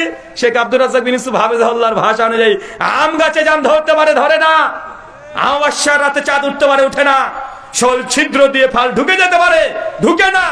এটা বুখারীর হাদিস। সরিষা দানা ঢোকানো যাবে না। মানে এই ঘটনা ঘটেছে, সঙ্গে সঙ্গে মালিকুল মত তার চোখ বেরিয়ে নিচে গড়াগড়ি খেলছে। মালিকুল মত ছুটতে চলে গেছে 7 আসমান ভেদ করে আল্লাহর কাছে। আল্লাহ কার কাছে পাঠিয়েছে জান কবজ করতে? দেখাও সারা, মারাও সারা। থাপ্পড় দেখেছেন হাতের কত জোর? এক থাপ্পড় একদম চোখ নিচে খুলে মানে ঘুরে বেড়াচ্ছে, এত পাওয়ার। দেখেন মানুষকে মেরেছে, ফেরেশতাকে শুধু মেরে দিয়েছে। হঠাৎ করে একদিন আল্লাহ কাছে, আল্লাহ যা হলো হলো, মানুষ তো হলো, ফেরেশতাও হয়েছে, এবার তোমাকে দেখবো। আল্লাহ যাক কি বলো? আরে আমাকে কেউ দেখতে পাবে না, লা তুদরিকুল আবসার, আমাকে চোখ দিয়ে দেখা সম্ভব না। মুসা নবী বলছে, না আল্লাহ আমি দেখবো, যে আমাকে দেখা দাও, তোমার দর্শন পেতে চাই। আল্লাহ বলছে, মুসা তুমি আমাকে বিশ্বাস করো না? আল্লাহ বিশ্বাস তো করি, তবে আরো ইমানের ইয়াকিন চাই। আল্লাহ তোমাকে দেখতে চাই। আল্লাহ বলছে, মুসা আরে তুমি দেখতে পাবে না। সূরা আরাফ আয়াত 143, লান তারানি, তুমি আমাকে চোখ দিয়ে দেখতে পাবে না। মুসা নবী শুনেন আল্লাহ দেখবো দেখবো দেখবো করছে। নবী হয়েছে, ফেরেশতাও হয়েছে, মানুষকেও মেরেছে, এখন আল্লাহকে দেখার শখ উঠেছে কার? মুসা নবী। খুব মেজাজ, এমনি খুব মেজাজ। আল্লাহ যতবার বলে তুমি দেখতে পাবে না, মুসা জেদ করছে, না আল্লাহ আমি দেখবো। অনেক দিনের বাপের কাছে ছেলেরা জেদ করে, আব্বা শীতের সময় কনকনে ঠান্ডা, আব্বা আইসক্রিম খাবো। শীতের সময় আইসক্রিম খাবে, খেতে হবে না? না আব্বা খাবো। আরে ঠান্ডা খেতে হবে না, এখন গরম আসবে তখন খাস। না আব্বা আমি খাবো। আরে ঠান্ডা লেগে যাবে বল, কথা বোঝে না। আব্বা আমি খাবো, আরে সর্দি লেগে যাবে। আব্বা তবুও খাবো, আছে না নাই? কথা বলেন। রে এখন আইসক্রিম খেতে হয় না রে পাগল, খেলে তো ঠান্ডা লেগে যাবে। ছেলে বলছে, আব্বা তাহলে আমি সোয়েটার পরে খাবো। এরকম আছে না নাই? কথা বলেন। তখন বাপ বুঝায় কোন ঠান্ডা আর ছেলে বুঝে কোন ঠান্ডা, এখন বলছে সোয়েটার পরে ও খাবে আইসক্রিম। তো মুসা নবী আল্লাহ কাছে ওরকমই করছে যে আল্লাহ দেখবো আমি। আরে কেউ দেখেনি, আমি দেখবো। আল্লাহ বলছে দেখতে পাবে না, তারপরেও দেখবো। এত কিছু বলার পর আল্লাহ বলছে, আচ্ছা ঠিক আছে মুসা, এতই যখন তোমার শখ জেগেছে, তুমি কয়েকদিন পরে চলে আসবে তুর পাহাড়, উল্টো দিকে গাছের ওখানে দাঁড়িয়ে থাকবে। আমি তোমাকে আমার নূরের তাজাল্লি দেখাবো, স্বয়ং আল্লাহকে নয়, আল্লাহ নূরের তাজাল্লি, শুধুমাত্র লাইট, এই ফোকাস এটা দেখাবো। মুসা সালাম খুশি মনে চলে যেতে, তাকিয়ে দেখছে আল্লাহ নূরের তাজাল্লি। মুসা সালাম উল্টে পড়ে ওখানেই অজ্ঞান। দেখেন এত বড় নবী, জলিলুল কাদের একজন নবী, এত মর্যাদা মুসা, যাকে তাওরাত দেওয়া হয়েছে, শরিয়া দেওয়া হয়েছে, এত বড় মর্যাদা, কিন্তু তারপরে আল্লাহকে নয়, আল্লাহ নূর দেখে উল্টো পড়ে যায়। আর আমাদের বাংলাদেশের পীর সাহেব ও আবার আল্লাহকে দেখে, আছে না? কথা বলেন তো। পীর একই পীর না গাঁজাখোর? এত কাঁচা গাঁজা খাইয়ে। নচেত নবী মুসা আল্লাহকে দেখতে পায় না, আরে দেখলেও অজ্ঞান হয়ে গেছে। আর আপনার পীর সাহেব বলছে যে আমি আল্লাহকে দেখি, আল্লাহকে দেখা যায়, আল্লাহর সাথে দিদার করেছি। ভাই বলে কি বলে না? তার মানে বুঝতে হবে যে এরা আসলে গাঁজা খেয়ে ভুলভাল কি যে দেখে আর বলে আমি আল্লাহকে দেখেছি। একই কথা, সিমিলার ঘটনা শ্রীমদ্ ভাগবত গীতাতেও আছে। 11 অধ্যায় বিশ্বরূপ দর্শন অধ্যায় বলা হয় শ্রীমদ্ ভাগবত গীতায়। অর্জুন শ্রীকৃষ্ণকে প্রশ্ন করেছে, প্রভু আমি তোমাকে দেখতে চাই। শ্রীকৃষ্ণ বলছে, অর্জুন তুমি আমাকে দেখতে পাবে না। গীতা 11 অধ্যায় 8 নম্বর শ্লোক। অর্জুন আবার বলছে, প্রভু আমি তোমার দেখতে চাই, বিশ্বরূপ দর্শন করতে চাই, আমাকে একবার দেখা দাও। শ্রীকৃষ্ণ বলছে, অর্জুন আমি তোমাকে এতগুলো গীতার শ্লোক বললাম, তোমাকে এত উপদেশ বাণী বললাম, তুমি কি আমাকে বিশ্বাস করছো না? অর্জুন বলছে যে প্রভু, আমি তো তোমাকে বিশ্বাস করি। তুমি সূর্যের প্রথমে তুমি ছিলে, তুমি আদি, তুমি অন্ত, তুমি প্রথম, তুমি শেষ, তারপরে তোমাকে দেখতে চাই। শ্রীমদ্ ভাগবত গীতা অধ্যায় 11 শ্লোক সংখ্যা 48 শ্রীকৃষ্ণ বলছে, অর্জুন তুই যদি জ্ঞান যোগ করতে করতে সমস্ত বেদ মুখস্থ করে ফেলো, তারপরেও তুমি আমাকে দেখতে পাবে না। অর্জুন তাও বলে প্রভু আমি দেখতে চাই। শ্রীকৃষ্ণ তখন তার বিশ্বরূপ দর্শন করাচ্ছেন। যেমন শ্রীকৃষ্ণ বিশ্বরূপ দর্শন করেছেন, তার 100 মাথা, 100 হাত, 100 পা, দাও দাও করে আলো দিয়ে লাইট জ্বলছে, তার এত লাইট, এত উজ্জ্বল, এত জ্যোতি, সঙ্গে সঙ্গে অর্জুন ওখানে উল্টে অজ্ঞানে পড়ে গেছে। কথা বুঝতে পারলেন না মনে হয়? উল্টে পড়ে গেছে। অর্জুন চিৎকার দিয়ে বলছে প্রভু আপনি পূর্বের রূপে ফিরে আসেন, এই তেজস্বী রূপ আমি সহ্য করতে পারছি না, আমি চোখ দিয়ে আর কিছুই দেখতে পাচ্ছি না, চতুর্দিকে শুধু আলো আর আলো, আমি চোখে কিছুই দেখতে পাচ্ছি না। তার মানে বোঝা গেল যিনি প্রকৃত স্রষ্টা তাকে চোখ দ্বারা দর্শন করা যায় না। তাই কোন পণ্ডিত হিন্দু হোক আর কোন মুসলমান মৌলবি হুজুর হোক, যেই বলবে আমি ঈশ্বর বা আল্লাহকে দেখেছি, এই ঠাকুরও মিথ্যুক, মৌলবিও মিথ্যুক। দুজনই ব্যবসা করছে আল্লাহকে নিয়ে। 10 উপনিষদ অধ্যায় 1 শ্লোক নম্বর 5 এবং 6 দুটো মন্ত্র। স্বয়ং ব্রহ্মাজি কি বলছেন দেখেন। ব্রহ্মা বলছেন এন্নামানস্যে নামানুতে হুনামহুর্মতান তাদেব ব্রহ্মাত্মাম বিদ্দিনেদাং এদিতামুপাসতে এনা চক্ষতে পশ্যতি এনা চক্ষতে শিপশ্যতি তাদেব ব্রহ্মাত্মাম বিদ্দিনেদাং এদিতামুপাসতে। কি ভাবছেন ভারতে কাকে ধরলাম, মৌলভী সাহেব না ঠাকুর? আর দূরে যারা আজকে আলোচনা আসেনি তারা ভাববে কি আবার ওয়াজ হচ্ছে না হরিবাসর হচ্ছে, ওয়াজ না নাম যোগ্য, কনফিউজ হয়ে যাবে। হ্যাঁ, ব্রহ্মাজি বলছে কেন উপনিষদ অধ্যায় 1 শ্লোক নম্বর 5 এন্না মানুষে না মানুতে হুনামাহুর্মাতাম তাদেব ব্রহ্মাত্মা বিদ্দিনেদাং এদিতামুপাসতে। যে ব্যক্তি বলে আমি স্রষ্টাকে এই মন দ্বারা কমপ্লিটলি আমি তাকে অনুভব করেছি, অনুধাবন করেছি, সেই ঈশ্বর না। আর যে ব্যক্তি এই কথা বলে এনা চক্ষত পশ্যতি এনা চক্ষত শিপাশ্যতি, যে ব্যক্তি বলে যে আমি ঈশ্বরকে এই চোখ দ্বারা দেখেছি, সে প্রকৃত ব্রহ্ম নয়। কারণ যে প্রকৃত ব্রহ্ম তাকে চোখ দ্বারা দর্শন করা সম্ভব না।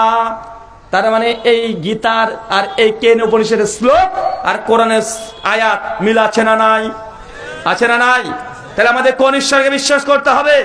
যে ঈশ্বরকে দেখা যায় তাকে, না যাকে দেখা যায় না তাকে? এখন তারপরে যদি কেউ যদি বলে যে আমি ভগবানকে দেখেছি বা আমার ভগবান আমি যাকে আমি পুজো করি অর্চনা করি, সে যদি দেখা যায় তাকে, সে কি ভগবান না বাতিল? কারণ কেন উপনিষদ বলছে ঈশ্বরকে দেখা যায় না, আর যে বলবে ঈশ্বরকে দেখেছি সেই ঈশ্বরই না, ওটা মিথ্যা ঈশ্বর। তাই আমাদের আল্লাহ সুবহানাহু ওয়া তাআলাকে কি দেখা যায়? কথা বলেন, আল্লাহকে দেখা যায়? তার কোন রূপ সৌন্দর্যকে আমরা বর্ণনা করি না। তাহলে বোঝা গেল তিনি ঈশ্বর, যাকে চোখ দিয়ে দৈব চোখ দিয়ে দেখা সম্ভব নয়।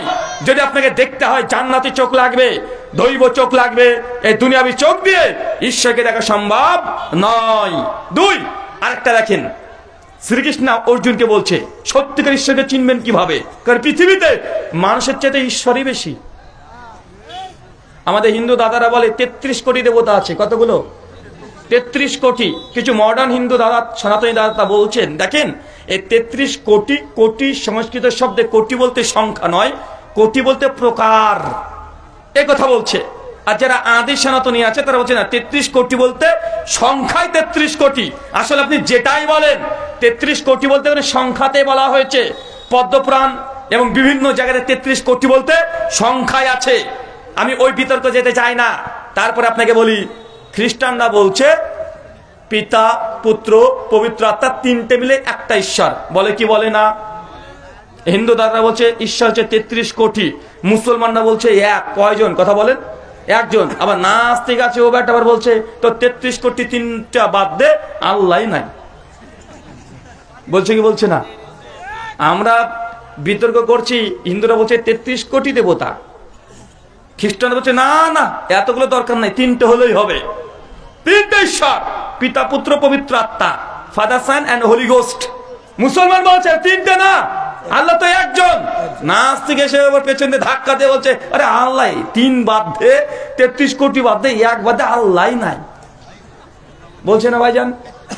এখন নাস্তিকদের সঙ্গে ডিবেট বা বিতর্ক করতে গেলে ঈশ্বর আছে না নাই, গডের এক্সিস্টেন্সের উপরে আলাদাভাবে তথ্য, দলিল, প্রমাণ, যুক্তি এগুলো দেওয়া যাবে। কিন্তু আমাদের ধর্মতত্ত্বর যে বিষয়, যে ঈশ্বরকে বিশ্বাস করি, সেটা হচ্ছে আমরা এক ঈশ্বরকে বিশ্বাস করি সকলেই। চলেন শ্রীকৃষ্ণ কি বলছে এই ব্যাপারে আর একবার দেখে আসি। শ্রীমদ্ ভাগবত গীতা অধ্যায় নম্বর 10 শ্লোক সংখ্যা 3 শ্রীকৃষ্ণ কি বলছেন দেখেন। ইয়ামাম আজাম মানাদিম চবিত্ত লোক মহেশ্বরম আসাম্মুরা সুমিতসু সর্ব পাপে হি প্রমুচ্ছতে। অর্জুন, তুমি ওই ঈশ্বরকে বিশ্বাস করবে যে ঈশ্বর আজাম, কখনো জন্মগ্রহণ করে না।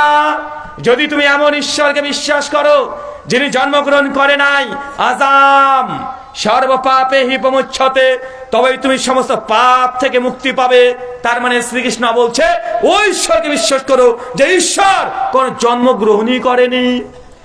আচ্ছা বলেন তো চাচা, আল্লাহ কি জন্মগ্রহণ করেছে? করেছে? করে নাই। এখন আমার সনাতনী হিন্দু দাদা দিদিভাই যারা আছে, তারা যাকে ঈশ্বর ভগবান পরমাত্মা বিশ্বাস করে, এখন আমার সাদা মনে সাদা প্রশ্ন, সে কি জন্মগ্রহণ করেছে? উত্তর হচ্ছে হ্যাঁ, শ্রীকৃষ্ণ তিনি জন্মগ্রহণ করেছে দেবকীর ঘরে। কংস তার মামা জেলখানাতে জন্মগ্রহণ করেছে। অনেক ঘটনা ভাগবত পুরাণে লেখা আছে, মহাভারত, বিষ্ণু পুরাণ, হরিবংশ পুরাণ শ্রীকৃষ্ণের উপরে রচনা করা হয়েছে। শ্রীকৃষ্ণের ডিটেল ওখানে আলোচনা করা আছে। তাহলে বোঝা যাচ্ছে শ্রীকৃষ্ণের কথা অনুযায়ী শ্রীকৃষ্ণ তিনি ঈশ্বর বা ভগবান বা পরমাত্মা নয়। কারণ শ্রীকৃষ্ণ নিজেই বলেছে যিনি ঈশ্বর হবেন আজাম, তিনি কোনো জন্মগ্রহণ করবেন না। কথা বুঝতে পারলেন? কথা কঠিন মনে হচ্ছে না চাচা? কথা কঠিন মনে হচ্ছে? বলেন তো, আল্লাহ কি জন্মগ্রহণ করতে পারে? লাম ইয়ালিদ ওয়া লাম ইউলাদ। তিনি আল্লাহ, তিনি কখনো জন্মগ্রহণ করে না এবং তিনিও কাউকে জন্ম দেন না। আল্লাহ সুবহানাহু ওয়া তাআলা তিনি সৃষ্টিকর্তা, তিনি ক্রিয়েটর, তিনি তাখলিক করেন, তিনি আল খালিক, তিনি সৃষ্টি করেন। জন্ম দেওয়া এটা মাখলুকের সিফাত, আর সৃষ্টি করা আল্লাহর সিফাত। কথা কি বুঝতে পারলেন? অনেকে আমরা বুঝি না, সৃষ্টি করা আর তৈরি করার মধ্যে পার্থক্য আছে। সৃষ্টি করা কোনটাকে বলে? কিছু নাই থেকে কিছু আছে তৈরি করাকে বলা হয় সৃষ্টি করা। বাদিউস সামাওয়াতি ওয়া মা ফিল আরদ, তিনি আল্লাহ, তিনি নমুনা ছাড়াই আসমান জমিন তৈরি করেছেন। আল্লাহর আগে কি কি আকাশ জমিন তৈরি করেছে?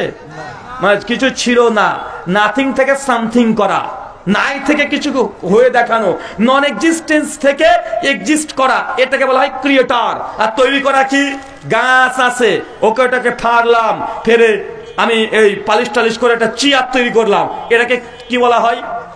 তৈরি করা। এটা কি? এটা তৈরি করা। সৃষ্টি করার তৈরি করার মধ্যে পার্থক্য আছে। সৃষ্টি করা কোনটা? যেটাকে তৈরি করতে কোনো ম্যাটার লাগে না, যার কোনো পদার্থ লাগে না, নন এক্সিস্টেন্স থেকে কোনো পদার্থহীন ভাবে একটা জিনিসকে এক্সিস্ট করতে পারে, অস্তিত্বে আনতে পারে, এটা হচ্ছে স্রষ্টা। আর তৈরি করা কি? ম্যাটার দুনিয়া থেকে নিবে, ওটাকে বিভিন্ন পরিপাটি করে মেকারিং করবে, ডিজাইনার, এগুলো ডিজাইনার বলতে পারেন, তৈরি করছে। তাই এখানে মনে রাখবেন আল্লাহ সুবহানাহু ওয়া তাআলা তিনি কখনো কাউকে জন্ম দেন না, তিনি তো সৃষ্টি করেন। কি করেন? কথা বলেন, সৃষ্টি করেন। তার মানে আমরা এখান থেকে কি বুঝলাম? ঈশ্বরের একটা গুণ, ঈশ্বরকে চোখ দিয়ে দেখা যাবে না। যে ঈশ্বরকে চোখ দিয়ে দেখা যায় সেই ঈশ্বর না। 2, যিনি ঈশ্বর হবেন তিনি কখনোই জন্মগ্রহণ করবেন না। যে জন্মগ্রহণ করেছে সেই ঈশ্বর না। শ্রীকৃষ্ণ জন্মগ্রহণ করেছে, ঈশ্বর না। রামচন্দ্র তিনি জন্মগ্রহণ করেছে তো করেছে, বাবরি মসজিদ রামের জন্মভূমি বলে ভারতে বাবরি মসজিদকে দখল করা হয়েছে। এখন আমার কথা এটাই, তাহলে রামচন্দ্র সত্যি যদি বাবরিতে জন্মগ্রহণ করে থাকে মেনে নিলাম, তাহলে তোমাকে এটা মানতে হবে রাম ভগবান না। কেন? ভগবান হলে তো জন্মাবেই না, ভগবান হলে তো জন্মাবেই না। তাই যে কোনো একটা দাবি ঠিক। যদি বলে রাম হচ্ছে ভগবান আর রাম হচ্ছে বাবরি মসজিদ যেখানে অবস্থান করছে অযোধ্যা, ওইখানে জন্মগ্রহণ করেছে, তো শাস্ত্র তো বলছে যে ঈশ্বর হবেন তিনি জন্মগ্রহণ করবে না। এখন কোনটা মানবে? যদি বলে রাম ভগবান, তাহলে অযোধ্যায় ওই বাবরি মসজিদ ওটা রাম জন্মভূমি না, রাম মন্দির তৈরি করা হয়েছে জোর করে, জবরদস্তি করে, এটা স্বীকার করে নিতে হবে। আর যদি বলে না রাম হচ্ছে ভগবান না, তাহলে ঠিক আছে মেনে নেব। এখন তোমরা কোনটা মানবা তোমাদের বাবা। একজন বলছে আমার পিসিমা, অনেকে আপনারা হয়তো জানেন কি জানেন না আমি জানি না, আমার বাবা থেকেই আমরা মুসলিম, মানে আমার বাবা হিন্দু ছিল, আমরা ফার্স্ট জেনারেশন আমরা মুসলিম। আমার বাবার যারা ভাই আছে, মানে আমার জ্যাঠা জেঠিমা সবাই এখনো হিন্দু, আমার মাসি পিসি সবাই এখনো হিন্দু, ফার্স্ট জেনারেশন আমরা মুসলমান, আমরা মুসলিম হয়েছি। তো আমার ঘরের মধ্যে আমার লাইব্রেরি আছে, তো লাইব্রেরিতে অনেক হিন্দু সনাতন শাস্ত্র রাখা আছে। মাঝে মধ্যে আমার পিসিমা আসে, আর পিসিমা এসে ওই সনাতন শাস্ত্রগুলোকে নেড়ে বলে যে বাবা তুমি এগুলো পড়ো। তো হ্যাঁ পিসিমা পড়ি, তো অনেকগুলো শাস্ত্র আছে। তো একদম আমাকে পিসিমা বলছে তুমি যাই বলো তাই বলো বাবা, আমাকে বলছে আর পিসিমা, আপন পিসিমা, বাবা তুমি যাই বলো তাই বলো, তোমরা কিন্তু আমাদের শিব ঠাকুরকে মক্কার মধ্যে বেঁধে রেখেছো। আমি তখন টেনশনে পড়ে গেলাম, কি বলে শিব ঠাকুরকে মক্কাতে বেঁধে রেখেছি মানে? আমি পিসিমা কোনটা শিব ঠাকুর? ওই যে তোমাদের হজ করতে যায় না, মৌলানা মৌলবীরা হজ করতে যায় দিকে চুমু দেয়, ওটা মানে শিব ঠাকুর। আমি তখন বুঝতে পারলাম যে ডাল মে কুছ কালা হে নেই, পুরা ডালই কালা হে।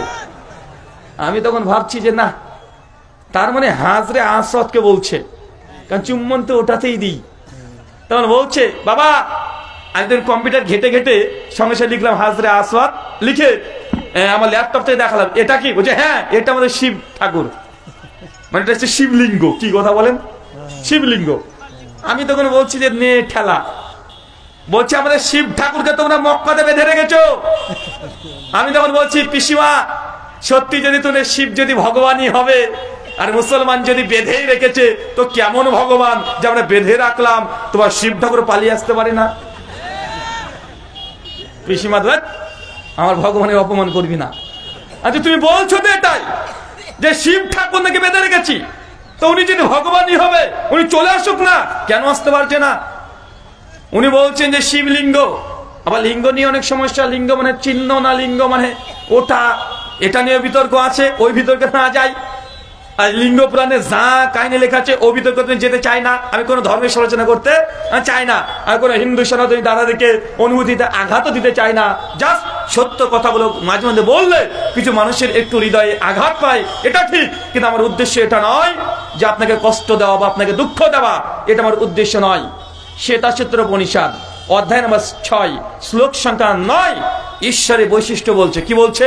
নাচেশ্চে কাশ্চিৎ পাতিরাস্তি লোক নাচেসিতা শিকারানাম করণা পাদিপো নাচেশ্চে কাশ্চিৎ জনিতা না জিদিপা।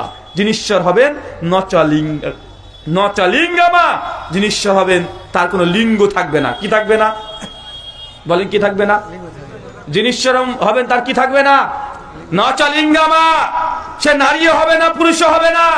কিন্তু সনাতন দেব দেবতা যত দেখি সবগুলো হয় নারী অথবা পুরুষ। দেখা যায় কি যায় না? যায় কি যায় না? যায়। শ্রীকৃষ্ণকে দেখছি তিনি একজন পুরুষ মানুষের মতোই, তিনি বিবাহ করেছেন। 16,108টা তার স্ত্রী, 8টা মূল স্ত্রী, 16,000 তার শাখা ছিল। কিন্তু শ্রীমৎ এখানে কেন উপনিষদ এবং শ্বেতাচিত্র উপনিষদ পরিষ্কার বলছেন যিনি ঈশ্বর হবেন নচলিঙ্গমা, তার কোন লিঙ্গ হবে না। ঈশ্বরকে লিঙ্গ দিয়ে নির্ধারণ করা যায় না। বলেন তো আল্লাহ ছেলে নামে? আল্লাহ কি? ওয়ালাম ইয়াকুল লাহু কুফুয়ান আহাদ, তার সমতুল্য সমকক্ষ কিছু নেই। ফালা তাদরিবু লিল্লাহি আমসাল, আল্লাহর কোন মিসাল উপমা সৃষ্টি জগতে নেই। সূরা নাহল আয়াত নম্বর 74, সূরা ইখলাস আয়াত নম্বর 4, সূরা শুরা আয়াত নম্বর 11, লাইসা কামিসলিহি শাইউন ওয়া হুয়াস সামিউল বাসীর। তিনি আল্লাহ, তার সাদৃশ্য সমকক্ষ এই সৃষ্টিতে কোনো কিছুই নেই। কেন? আল্লাহকে লিঙ্গ দিয়ে নির্ধারণ করা যায়? চাচা যায় না। একই কথা কিন্তু সনাতন শাস্ত্র বলছেন নচলিঙ্গমা, যিনি ঈশ্বর হবেন সে কোন লিঙ্গের অন্তর্ভুক্ত না। ঈশ্বরী লিঙ্গের ঊর্ধ্বে। কিন্তু সনাতন দেবদেবতা যত দেখি সব হয় নারী অথবা পুরুষ। দেখা যায় কি যায় না? মহাদেব শিব পুরুষ মানুষ, শ্রীকৃষ্ণ পুরুষ, বিষ্ণু পুরুষ, ব্রহ্মা তিনিও পুরুষ, গণেশ পুরুষ, আবার দেবীদের মধ্যে দেখেন লক্ষ্মী, কালী, দুর্গা, সরস্বতী, জগদ্ধাত্রী, মনসা, সবাই কি এগুলো কথা বলেন? সবাই কি এরা নারী? একটা দুঃখের কথা বলি, কষ্ট পাবেন না, আমাদের ইন্ডিয়াতে আমাদের হিন্দু দাদাবি দিদি ভাইরা বেশি, 80% তারাই, প্রায় 100 কোটির কাছাকাছি তারাই আছে ইন্ডিয়াতে। তো আমাদের ইন্ডিয়াতে চতুর্দিকে মা আর মা, লক্ষ্মী মা, কালী মা, সরস্বতী মা, জগদ্ধাত্রী মা, মনসা মা, চতুর্দিকে মা। বাবা খুব কমই আছে, একটা বাবা আছে, তার নামে কি? মহাদেব, শিব একটাই আছে। সাই ভস্ম মেখে রাস্তায় গিয়ে শুয়ে থাকে, দেখবেন মা কালীর তলে শুয়ে আছে, আছে না নাই? কালীর পায়ের তলে থাকে না? পাশে দেখবেন একটা কলকি আছে, লোকে বলে ওটা নাকি শিবের প্রসাদ। এই জন্য শিব ভক্ত যারা আছে তারা গান যাতে মারে টান, আর বলে বাবার প্রসাদ চলছে। কথা বুঝতে পারলেন? তো একটাই বাবা আছে যে নিচে শুয়ে থাকে। তো আমাদের ইন্ডিয়াতে বেশিরভাগ হিন্দু দাদাদের মধ্যে মা আর মা, বেশি মায়ের পূজা করা হয়। আর বাংলাদেশে মুসলমানের এরবার মা নাই, সব বাবা। কি আছে? সব বাবা। আরে পীর বাবা, পীর মা দেখেছেন? হ্যাঁ, আরে দড়ি বাবা, ন্যাংটা বাবা, কি যে বাবা রে বাবা, বাবা কত রকমের বাবা। ন্যাংটা ও বাবা এই কুষ্টিয়াতে আছে। কোথায়? কুষ্টিয়াতে লালন শাহ ব্রিজের নিচ দিয়ে চলে যাবেন, ন্যাংটা বাবার মাজার।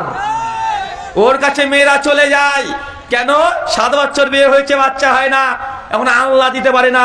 ওই মেয়েটা মনে করছে ন্যাংটা বাবা ঠিকই দিয়ে দিবে। ও চলে গেছে ন্যাংটা বাবার কাছে, বাবা খবর কি? বাচ্চা হয় না। তো কেন মা, কি করতে এসেছিস? বাচ্চা নিতে এসেছি। ন্যাংটারও বুদ্ধি ভালো, ও জানে যে আমি চিটারি করছি, তো বুঝিয়ে দেয়, আরে কি নিতে এসেছিস রে বাবা? আর আমার তো কিছুই নাই, যা আছে তা তো দেখতেই পাচ্ছিস। ও জামা কাপড়ও নাই, ওর কাছে দৌড়ছে, ছুটছে। আচ্ছা না, কথা বলেন? টাটকা কাঁচা 1 নম্বর ভণ্ড এগুলো। আমাদের কলকাতায় চলে যান, শিয়ালদা স্টেশনে নামবেন, 40 টাকা গাড়ি ভাড়া নিবে, বলবেন কালীঘাটে যাব। কালীঘাটে চলে যান, ওখানে দেখবেন উলঙ্গ নাগা সাধু। কি সাধু? নাগা সাধু, দিগম্বর। ওইখানে দেখবেন অনেকগুলো ঠাকুর, অনেকগুলো সন্ন্যাসী উলঙ্গ অবস্থায় ছাই ভস্ম মেখে সবকিছু বের করে দিয়ে, হেডলাইট টেডলাইট যা আছে সব বের করে দিয়ে ও চলছে। ওদের কাছে হিন্দু নারীরা যায়, গিয়ে বলে বাবা কিছু দাও। কি দিবা? ছেলে দাও, মেয়ে দাও, টাকা দাও, বাড়ি দাও, গাড়ি দাও, চাকরি দাও, সব দাও। ন্যাংটার কাছে গিয়ে চাচ্ছে। আছে না নাই কথা বলেন? ওরে হিন্দুর মধ্যেও আছে, মুসলমানের মধ্যেও আছে, দুটোই টাটকা ভণ্ড। কি কথা বলেন? দুটোই ভণ্ড, ধর্মের নামে ভণ্ডামি চলছে। আপনি তার জন্য বলেছি ধর্ম কোনটা ঠিক কোনটা ভুল এটা যদি দেখতে হয় আপনাকে যেতে হবে একদম ধর্মগ্রন্থে। ঈশ্বর কি বলছে? ঈশ্বর আমরা অলরেডি 4টে বৈশিষ্ট্য পেয়ে গেছি। 1, ঈশ্বর একজন, ঈশ্বর 33 কোটি বা 3 জন না। 2, যিনি ঈশ্বর হবেন তাকে চোখ দিয়ে এই সৃষ্টির মধ্যে কখনো দেখতে পাবেন না। 3, যিনি ঈশ্বর হবেন তিনি কখনো জন্মগ্রহণ করবেন না। কথা বুঝতে পারলেন? যিনি ঈশ্বর হবেন তিনি জন্মগ্রহণ করবেন না। 4, যিনি ঈশ্বর হবেন তিনি কখনো মৃত্যুবরণ করবে না। চাচা, আল্লাহ কি মরে? আজ থেকে 4 বছর আগে একটা খ্রিস্টান পাদ্রীর সঙ্গে আমার আলোচনা, ডিবেট হয়েছিল কলকাতা গির্জার মধ্যে, সালভেশন কোরআন অ্যান্ড বাইবেল। ওইখানে খ্রিস্টান পাদ্রীকে একটা প্রশ্ন করেছেন যে পণ্ডিতজি, পাদ্রীজি আপনি বলছেন জিজাস ক্রাইস্ট তিনি হচ্ছে গড, ঈশ্বর, আর Bible New Testament gospel of John chapter 20 verse 1 to 6 পরিষ্কার লেখা আছে যে জিজাসকে ইহুদিরা গেতসেমানে বাগান থেকে ধরে নিয়ে চলে যায়। তারপরের দিন তাকে সাবাতের আগের দিন একদম ক্রুশে ঝুলিয়ে দেয়, তাকে চট থাপ্পড় মেরে কাটার তাজ পরিয়ে দিয়ে তাকে মেরে ফেলেছে। তার মানে বোঝা গেল খ্রিস্টানদের ঈশ্বরকে মেরে ফেলেছে ইহুদিরা। কারা? কথা বুঝতে পারেন মনে হয়? খ্রিস্টানদের ঈশ্বরকে কে মেরে ফেলেছে? ইহুদিরা মেরে ফেলেছে। মানে ঈশ্বরকে মানুষে মেরে ফেলেছে, পিটিয়ে মেরে ফেলেছে ঈশ্বরকে, ওকে গাছে বেঁধে ন্যাংটা করে মেরেছে। চিন্তা করতে পারছেন? ঈশ্বরকে গাছে বেঁধে ন্যাংটা করে অর্ধনগ্ন অবস্থায় পিটিয়ে মেরে ফেলেছে। কাদের ঈশ্বরকে? খ্রিস্টানদের ঈশ্বরকে। কারা মেরেছে? ইহুদিরা। এটাই নয়, ঈশ্বরকে ক্রুশ থেকে নামিয়েছে, কবরের মধ্যে পুড়ে দিয়েছে। 3 দিন ঈশ্বর মরা অবস্থায় কবরে ছিল। চতুর্থ দিন রবিবার ভোরবেলায় ঈশ্বর কবর থেকে উঠে আকাশে উঠে চলে গেছে, সিংহাসনে বসে পড়েছে। এটা কাদের ঈশ্বর? কাদের ঈশ্বর? এটা খ্রিস্টানদের ঈশ্বর। Bible Gospel of John chapter 20 verse 1 to 10 পরিষ্কার লেখা আছে। মার্কের গসপেল চ্যাপ্টার 16 ভার্স 1 থেকে 10 পরিষ্কার লেখা আছে। আমি সেই সেবাতে ওই খ্রিস্টান পাদ্রীকে বলেছিলাম যে পাদ্রীজি, ঈশ্বরকে যদি মানুষই মেরে ফেলে, ঈশ্বরকে যদি পিটিয়ে মানুষ হত্যা করে মেরে ফেলে, আর ঈশ্বর যদি 3 দিন কবরের মধ্যে মর অবস্থায় থাকে, তো যেই 3 দিন ঈশ্বরের মর অবস্থায় কবরে ছিল, ওই 3 দিন এই সৃষ্টি জগৎকে কে চালিয়েছে? আপনার বাপ। প্রশ্ন আসে কি আসে না? আল্লাহকে যদি মেরে ফেলে মানুষে, আল্লাহকে যদি মেরে ফেলে, স্রষ্টাকে যদি মানুষে মেরে ফেলে, বেটা হাস্যকর বিষয় না? আল্লাহকে মেরে ফেলেছে মানুষে, নাউজুবিল্লাহ। মুসলমানের 4 বছরের ছেলে যদি হয়, ওকে পিটাবে, ছোট পাগল নাকি রে, পাবনায় পাঠা। আল্লাহকে কেউ মেরে ফেলতে পারে নাকি? ভাই মুসলমানের ছেলে বলবে, কে বলবে না? বলবে। খ্রিস্টানরা মনে করছে যে না, জিজাস তিনি গড, তিনি মর অবস্থায় কবরে ছিল, তো পৃথিবী তোর ভাব চালিয়েছিল। প্রশ্ন আসবে না? একই কথা ভাগবত মহাপুরাণ বিষ্ণু পুরাণ স্পষ্ট লেখা আছে, শ্রীকৃষ্ণকে তীর নিক্ষেপ করে তাকে হত্যা করা হয়েছে, তার দাহ করেছে বলরাম। অনেক ঘটনা আছে। শ্রীকৃষ্ণ তিনিও মৃত্যুবরণ করেছে। করেছে কি করে নাই? করেছে কি করে নাই? করেছে। তার মানে ভাগবত পুরাণ অনুযায়ী, গীতা অনুযায়ী, কোরআন অনুযায়ী বোঝা যায় যিনি ঈশ্বর হবেন তিনি মৃত্যুবরণ করে না। আর যে মারা যায় সে ঈশ্বর না। ভাই আল্লাহ মারা গেছে নাকি? ওয়াল হাইয়ুল কাইয়ুম, তিনি চিরঞ্জীব, চিরস্থায়ী। আল্লাহ অনাদি সত্তা, তিনি কখনো মৃত্যুবরণ করেন না। তিনি ইনফিনাইট গড, তিনি কখনো মৃত্যুবরণ করবেন না। তিনি চিরঞ্জীব, চিরস্থায়ী। পৃথিবীতে যত স্রষ্টা আছে, যাদের পুজো করা হয়, যাকে দেবতা মানে করা হয়, যাকে ঈশ্বর মানে করা হয়, সে জিজাস ক্রাইস্ট হোক, সে রামচন্দ্র হোক, সে শ্রীকৃষ্ণ হোক, সে দেবী দুর্গা হোক, লক্ষ্মী, কালী, সরস্বতী, মহাদেব, শিব, যাই বলেন না কেন, সবাই জন্মগ্রহণ করেছে, সবাই মৃত্যুবরণ করেছে। কিন্তু রব্বে আল্লাহ তিনি জন্মগ্রহণ করে নাই, মৃত্যুবরণ করে নাই। তারপরে গীতা, কোরআন, বাইবেল অনুযায়ী এই কথাই প্রমাণিত। ইসলাম যে আল্লাহর কথা বলেছেন, তিনি প্রকৃত স্রষ্টা। বাকি যেগুলো আছে এটা মানুষের বানানো। কথা বুঝতে পারলেন? আল্লাহ সুবহানাহু ওয়া তাআলা তুমি বুঝার তৌফিক দান করো। আমিন, আমিন। প্রশ্নোত্তর হবে না ছুটি ঘন্টা? হ্যাঁ হবে প্রশ্নোত্তর? Mike ready? সরাসরি না লিখিত? যেটা করবেন সেটাই, আমার সমস্যা নেই। মেয়েরা মায়েরা ভাববে যে কি হুজুর নিয়ে আসলো রে, শুধু হিন্দুদেরই কি যেন বললো, আমরা কিছুই বুঝতে পারলাম না। মা কিছু করার নেই, বিষয় এটাই বেঁধে দেওয়া হয়েছে। তারপরে ওই যে আলোচনা শুনতে চান, ইউটিউবে চলে যাবেন, হাজার হাজার আলোচনা পেয়ে যাবেন। পাবেন কি পাবেন না? কথা বলেন। পাবেন। কেন মায়েদেরকে বোঝানো খুব মুশকিল। জি না, আচ্ছা সে প্রশ্ন অ্যান্সার করা হবে, আগে আপনারই করেন। কেউ সরাসরি প্রশ্ন করতে চাচ্ছে কিনা দেখেন আগে। আপনাদের মধ্যে কেউ যদি হিন্দু ভাই থেকে থাকেন বা ভিন্ন ধর্মাবলম্বী ভাই থেকে থাকেন, তাহলে আপনারা আমাদের স্টেজের কাছে এসে সরাসরি প্রশ্ন করতে পারেন। এছাড়াও যদি কোনো মুসলিম ভাই আপনারা প্রশ্ন করতে চান সরাসরি, তাহলে আমাদের স্টেজে এসেও আপনি সরাসরি মাইকের মাধ্যমে প্রশ্ন করতে পারবেন। আসেন, সামনে আসেন। আপনারা যারা করতে চান প্রশ্ন, অবশ্যই আমাদের ডান পাশে হয়ে আপনার সিরিয়াল ধরে ততক্ষণ ওই প্রশ্নটা পড়ে ফেলবেন। একটা একটা করে প্রশ্ন পড়তে শুরু করে দেন। মাইকটা নিচে দিয়ে দেন ওখানে। জি ভাই, আসসালামু আলাইকুম। ওয়ালাইকুম আসসালাম ওয়া রাহমাতুল্লাহ। আপনার পিসি, আপনার বরাব্বা, যারা সবাই তো একসঙ্গে বসবাস করেন, আপনাদের পরিবারের সবাই কি গরুর মাংস খান? ভাই প্রশ্ন করেছে, এটা প্রশ্ন ছেড়েন না, না উত্তর দিয়ে দিই। প্রশ্ন যখন চলে এসেছে, শোনেন ভাই, আমাদের মুসলমানদের এটা সমস্যা এবং ভুল বুঝাবুঝি। মুসলমান, আমরা মুসলমান হয়েছি, মানুষ ভাবে যে গরুর মাংস খেলে মুসলমান, আর না খেলে মুসলমান না। অনেকে আবার তার হিন্দু বন্ধুকে ভাবে যে জোর করে যদি একবার খাওয়াই দিতে পেরেছি ভুল করেও, তাহলে কোনো মুসলমান হয়ে গেল। ভাই গরু মাংস খাওয়ার সঙ্গে মুসলমান হিন্দুর কোনো সম্পর্ক নাই। গরু জাস্ট একটা অ্যানিমাল, একটা প্রাণী, হালাল খাবার। গরুর যা মূল্য ইসলামে, ছাগলের মূল্য তাই, মুরগির মূল্য তাই, মাছের মূল্য তাই, ঢেঁড়স, কল্লি, উচ্চি, আলু, পটল সবার সমান এক। কথা বুঝতে পারলেন? কেউ যদি গরু মাংস খায় তাহলে সে ভালো মুসলমান। কোরআন বা হাদিস বা ফিকহের কোন গ্রন্থে এ কথা লেখা নাই। কেউ যদি গরু কি তো দূর কি বাত, কেউ যদি ছাগলের মাংস না খায়, কোনো মাংসই না খায়, শুধু নিরামিষ খায়, ভেজিটেরিয়ান, শুধু শাকসবজি খায়, তারপরে সে একজন ভালো মুসলমান হতে পারবে। ভালো মুসলমান হওয়ার জন্য গরু বা ছাগল খেতে হবে ইসলামের শরীয়তে এর কোনো একটা হাদিস তো দূরের কথা, কোনো কথাই নাই এগুলো। কথা কি বুঝতে পারলেন? অনেক মানুষ মনে করে যে মুসলমানরা গরু খাবে তবেই মুসলমান, হিন্দুরা শুয়োর খাবে তবেই হিন্দু। দুটোই গন্ড মূর্খ।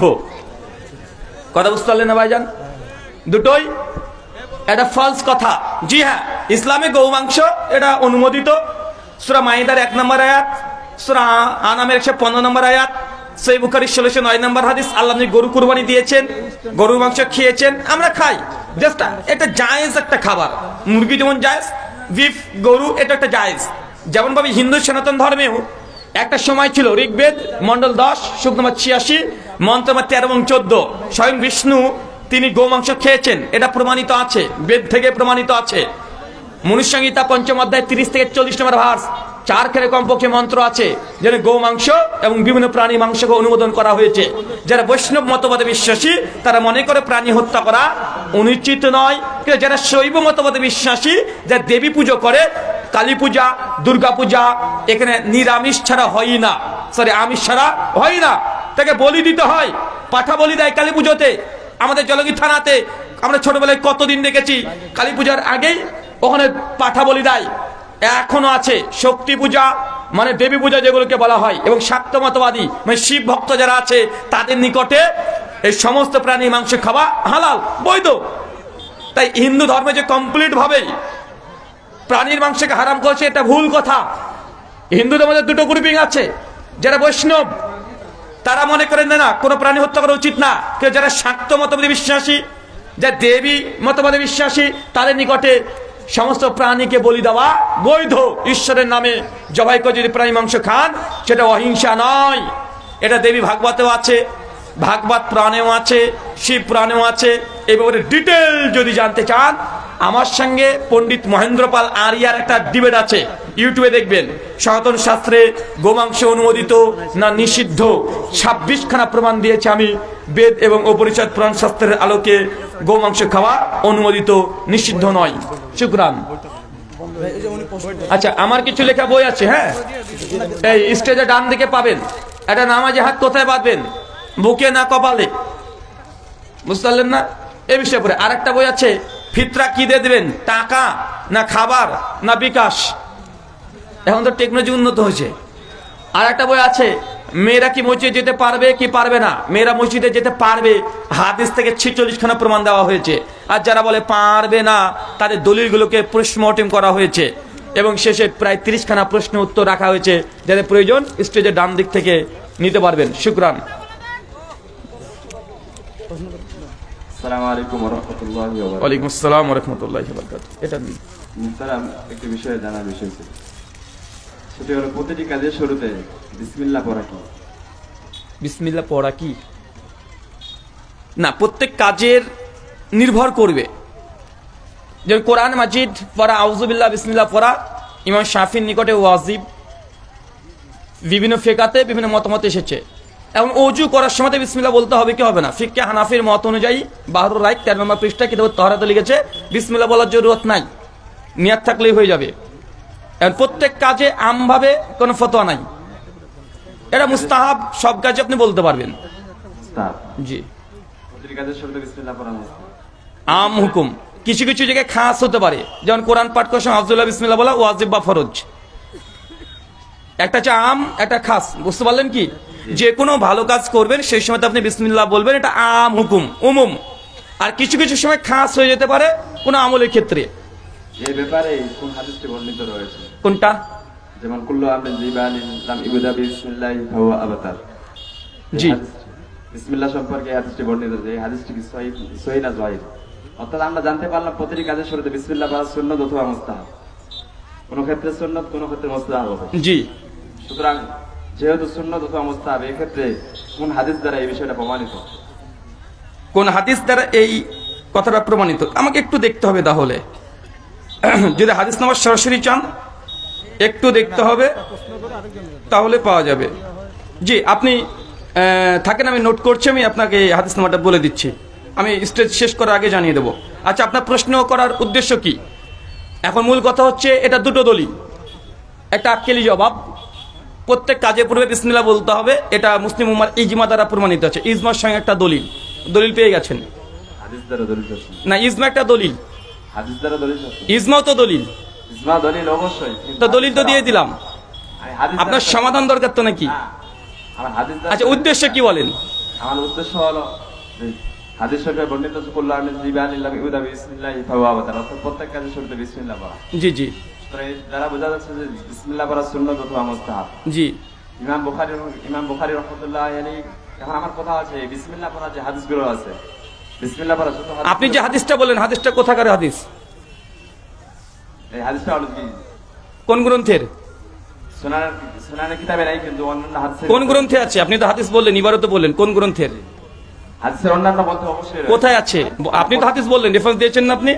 এবার হাদিস বলছি। এই স্টেজ থেকে কথা বলবেন না।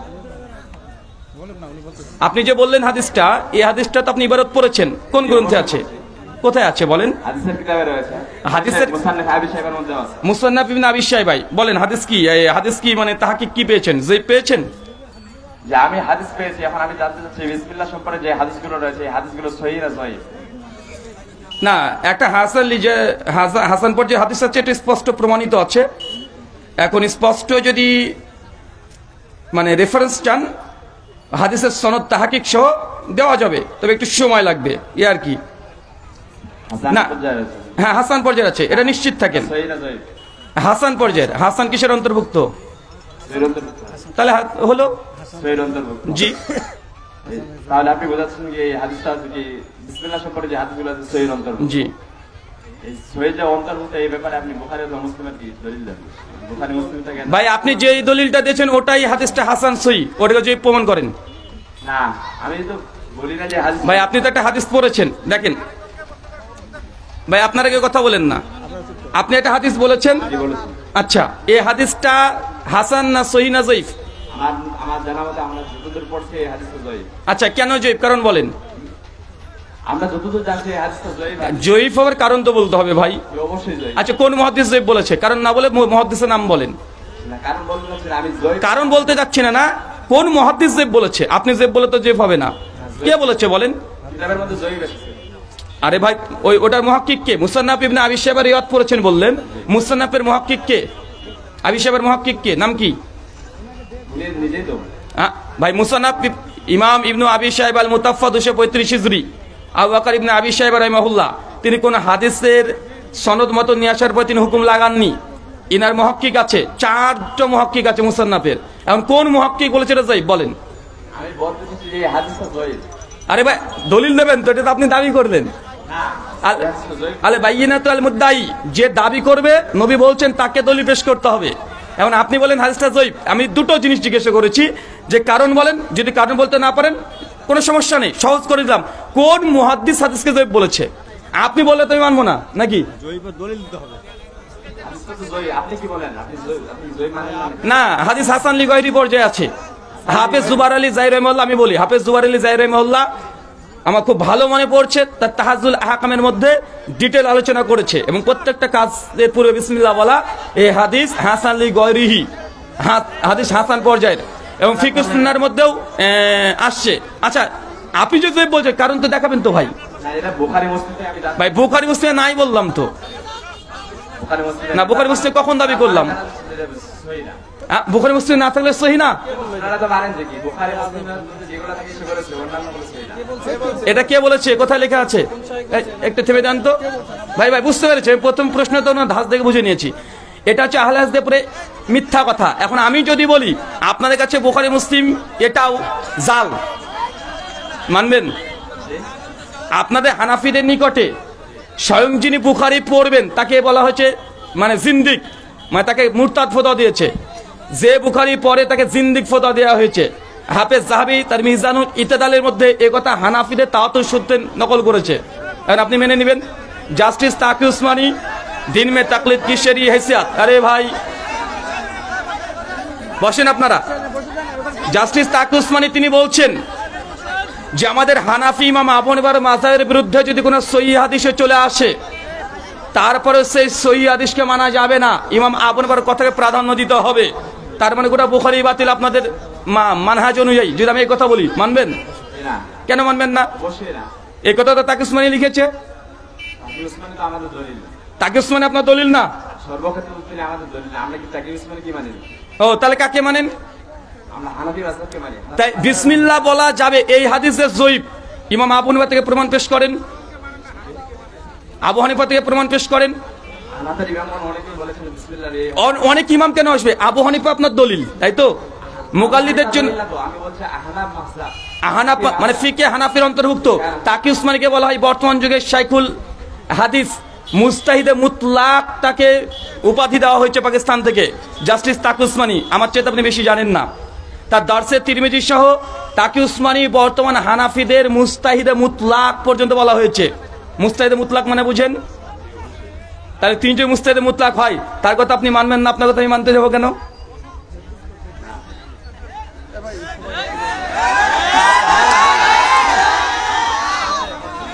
বলেন ভাই। আমি জানতে চাইছিলাম যে বিসমিল্লাহর হাদিসটা যে ভাই আমি তো বললাম হাসান লি গৈরিহি, আপনি বলছেন জয়ীফ দলিল দিচ্ছেন না। সালি বলি না হবে। আরে প্রমাণ পেশ করেন। দলিল আপনি দিয়েছেন, আমি দলিল দেইনি। আল্লাহ নবী মিশকাতে বলছে তিরমিজির হাদিস আল বাইয়িনা তো আল মুদ্দাই, যে দাবি করবে তাকে দলিল দিতে হবে। আপনি বলছেন জয়ীফ, দলিল তো আপনি দিবেন আমাকে। এই হাদিসকে আমি পেশ করেছি, হাদিসটা আপনি পেশ করেছেন ভাই। ভাই আপনি পেশ করেছেন কিনা? আপনি জয়ীফ দাবি করছেন তো, তো দাবি তো আপনার, প্রমাণ তো আপনাকে করতে হবে। বিয়ে আপনি করবেন, বাচ্চা আমি তৈরি করবো, এটা কেমন হয়ে গেল না? আমি আর কিছু বলতে চাই না। ঠিক আছে ভাই। পরের প্রশ্ন। আমি জানতে চাইছিলাম আমার যতটুকু আমার উদ্দেশ্য ছিল সেটা হচ্ছে বিসমিল্লাহ যে হাদিসটা যে হাদিসটা যে ভাই আপনি বলছেন জয়ীফ, আমি বলছি হাসান লি গৈরি, উত্তর তো হয়ে গেছে। শুনেন ভাই, আমি আমার উদ্দেশ্য বলতেছি। বলেন উদ্দেশ্য বলেন। আমার উদ্দেশ্য বলেন। হাদিসটা যে হাদিসটা আমাদের জানা আমাদের সর্বক্ষেত্রে জানা আমাদের এই হাদিসটা জয়ীফ। আর জয়ীফ হাদিস আপনার জানাটা ভুল শুনে নাই আমার ভাই, আপনার জানায় যখন ভুল তো শুনে লাভ কি? না, এখানে আর অনেকেই অনেক মতো বিতর্ক দিয়ে আর বিতর্ক মধ্যে চলে যাচ্ছে। না না, আপনি যে আমাদেরকে বিতর্কমূলক কথা বলছেন যে আহলে হাদিসরা বলে বুখারী মুসলিম বাদ দিয়ে হাদিস মানি না, এটা মিথ্যা কথা। আমার এই বই, আমার বই লেখা আছে বুখারী মুসলিম আবু দাউদ তিরমিজি ইবনে মাজাহ নাসাই দারিমি দারিকুতনি বাইহাকি শিয়াবুল ঈমান সুনান কুবরা লিল বাইহাকি তাবরানী আওসাত মুজাম্মুল কাবির, যতগুলো গ্রন্থ আছে সব গ্রন্থ থেকে আমরা হাদিস দিই। আমরা বলি ইসনাদু মিনাদ-দ্বীন, হাদিস যে গ্রন্থই হোক না কেন তার সনদ সহিহ হতে হবে। আমাদের উসুল এইটা। আমার কথার কারণ হচ্ছে যে আমাদের আশেপাশে যারাই আছে, হ্যাঁ যারা আছে আপনাদের মুসলিমদের, তারা সকালেই বলে যখন কোনো বিষয়ে কথা বলতে যায় তখন তারা বলে যে বুখারী মুসলিম দলিল দেয়। বুখারী মুসলিম ছাড়া অন্য ভাষা তারা ভাই কেউ একজন যদি বলে, শোনেন শোনেন, অধিকাংশ ক্ষেত্রে না না অধিকাংশ ক্ষেত্রে, আমি এখন অধিকাংশ ক্ষেত্রে দেখবো হানাফি মাযহাবের অধিকাংশ ক্ষেত্রে মাজার পূজা করে, তথা বেরেলিবিরা, ওরাও হানাফি, কারণ আপনি কিন্তু মেনে নেবেন। তাহলে ভাই অধিকাংশ কে বললো, আমুন নাস কি বললো এটা নয়। আমাদের আহলে হাদিসদের আকীদা, তাদের উসুল, তাদের মানহাজ, তাদের ফাহাম, এটা আমাদের কিতাবে লেখা আছে। এখন মাঠের রাখাল একজন কে কি বললো ওটা দেখে যদি হয়, এখন আমি বলবো যে হানাফিদের কিছুদিন আগে ময়মনসিংহে মসজিদের ভেতরে হিল্লা করেছে, হানাফিরা করেছে, এখন হানাফি মাযহাবকে দায়ী করবো? কেন করবো না ভাই? তো কে কি করলো এটা তো দলিল না। আমি তো আগেই বলেছি হুজুর দেখে ইসলাম নয়। যদি দেখতে যান তাহলে কোরআন হাদিস দেখেন। আহলে হাদিসদের উসুল কোরআন এবং সহিহ হাদিস, কি বললাম? কোরআন এবং সহিহ হাদিস। সহিহ বুখারীতে থাকতে হবে বাধ্য নয়। সহিহ হাদিস মানে দুনিয়ার যে কিতাবে আছে সহিহ হাদিস, এবং আহলে হাদিসদের প্রত্যেকটা বই বুখারী মুসলিম বাদ দিয়ে আবু দাউদ তিরমিজি ইবনে মাজাহ নাসাই দারিমি দারিকুতনি বাইহাকি সুনান কুবরা লিল বাইহাকি শিয়াবুল ঈমান লিল বাইহাকি আসমা সিফাত লিল বাইহাকি, ইমাম বাইহাকির 10খানা কিতাব আছে। আমরা সবগুলো থেকে দলিল দিই, তাহকিক দিই। কথা বুঝতে পারলেন ভাইজান? তাই এটা আমাদের উপরে একটা ভুল ধারণা আপনার। তাহলে আর কি এই বিষয়টা আমি সাধারণ মানুষের নিকটে সবসময় আমি জানতাম, এই কারণে আমি বলছি নাই। ঠিক আছে, শুকরান, জাযাকাল্লাহ খায়রান, বারাকাল্লাহ ফিক। জি ব্যাপার হলো নিজের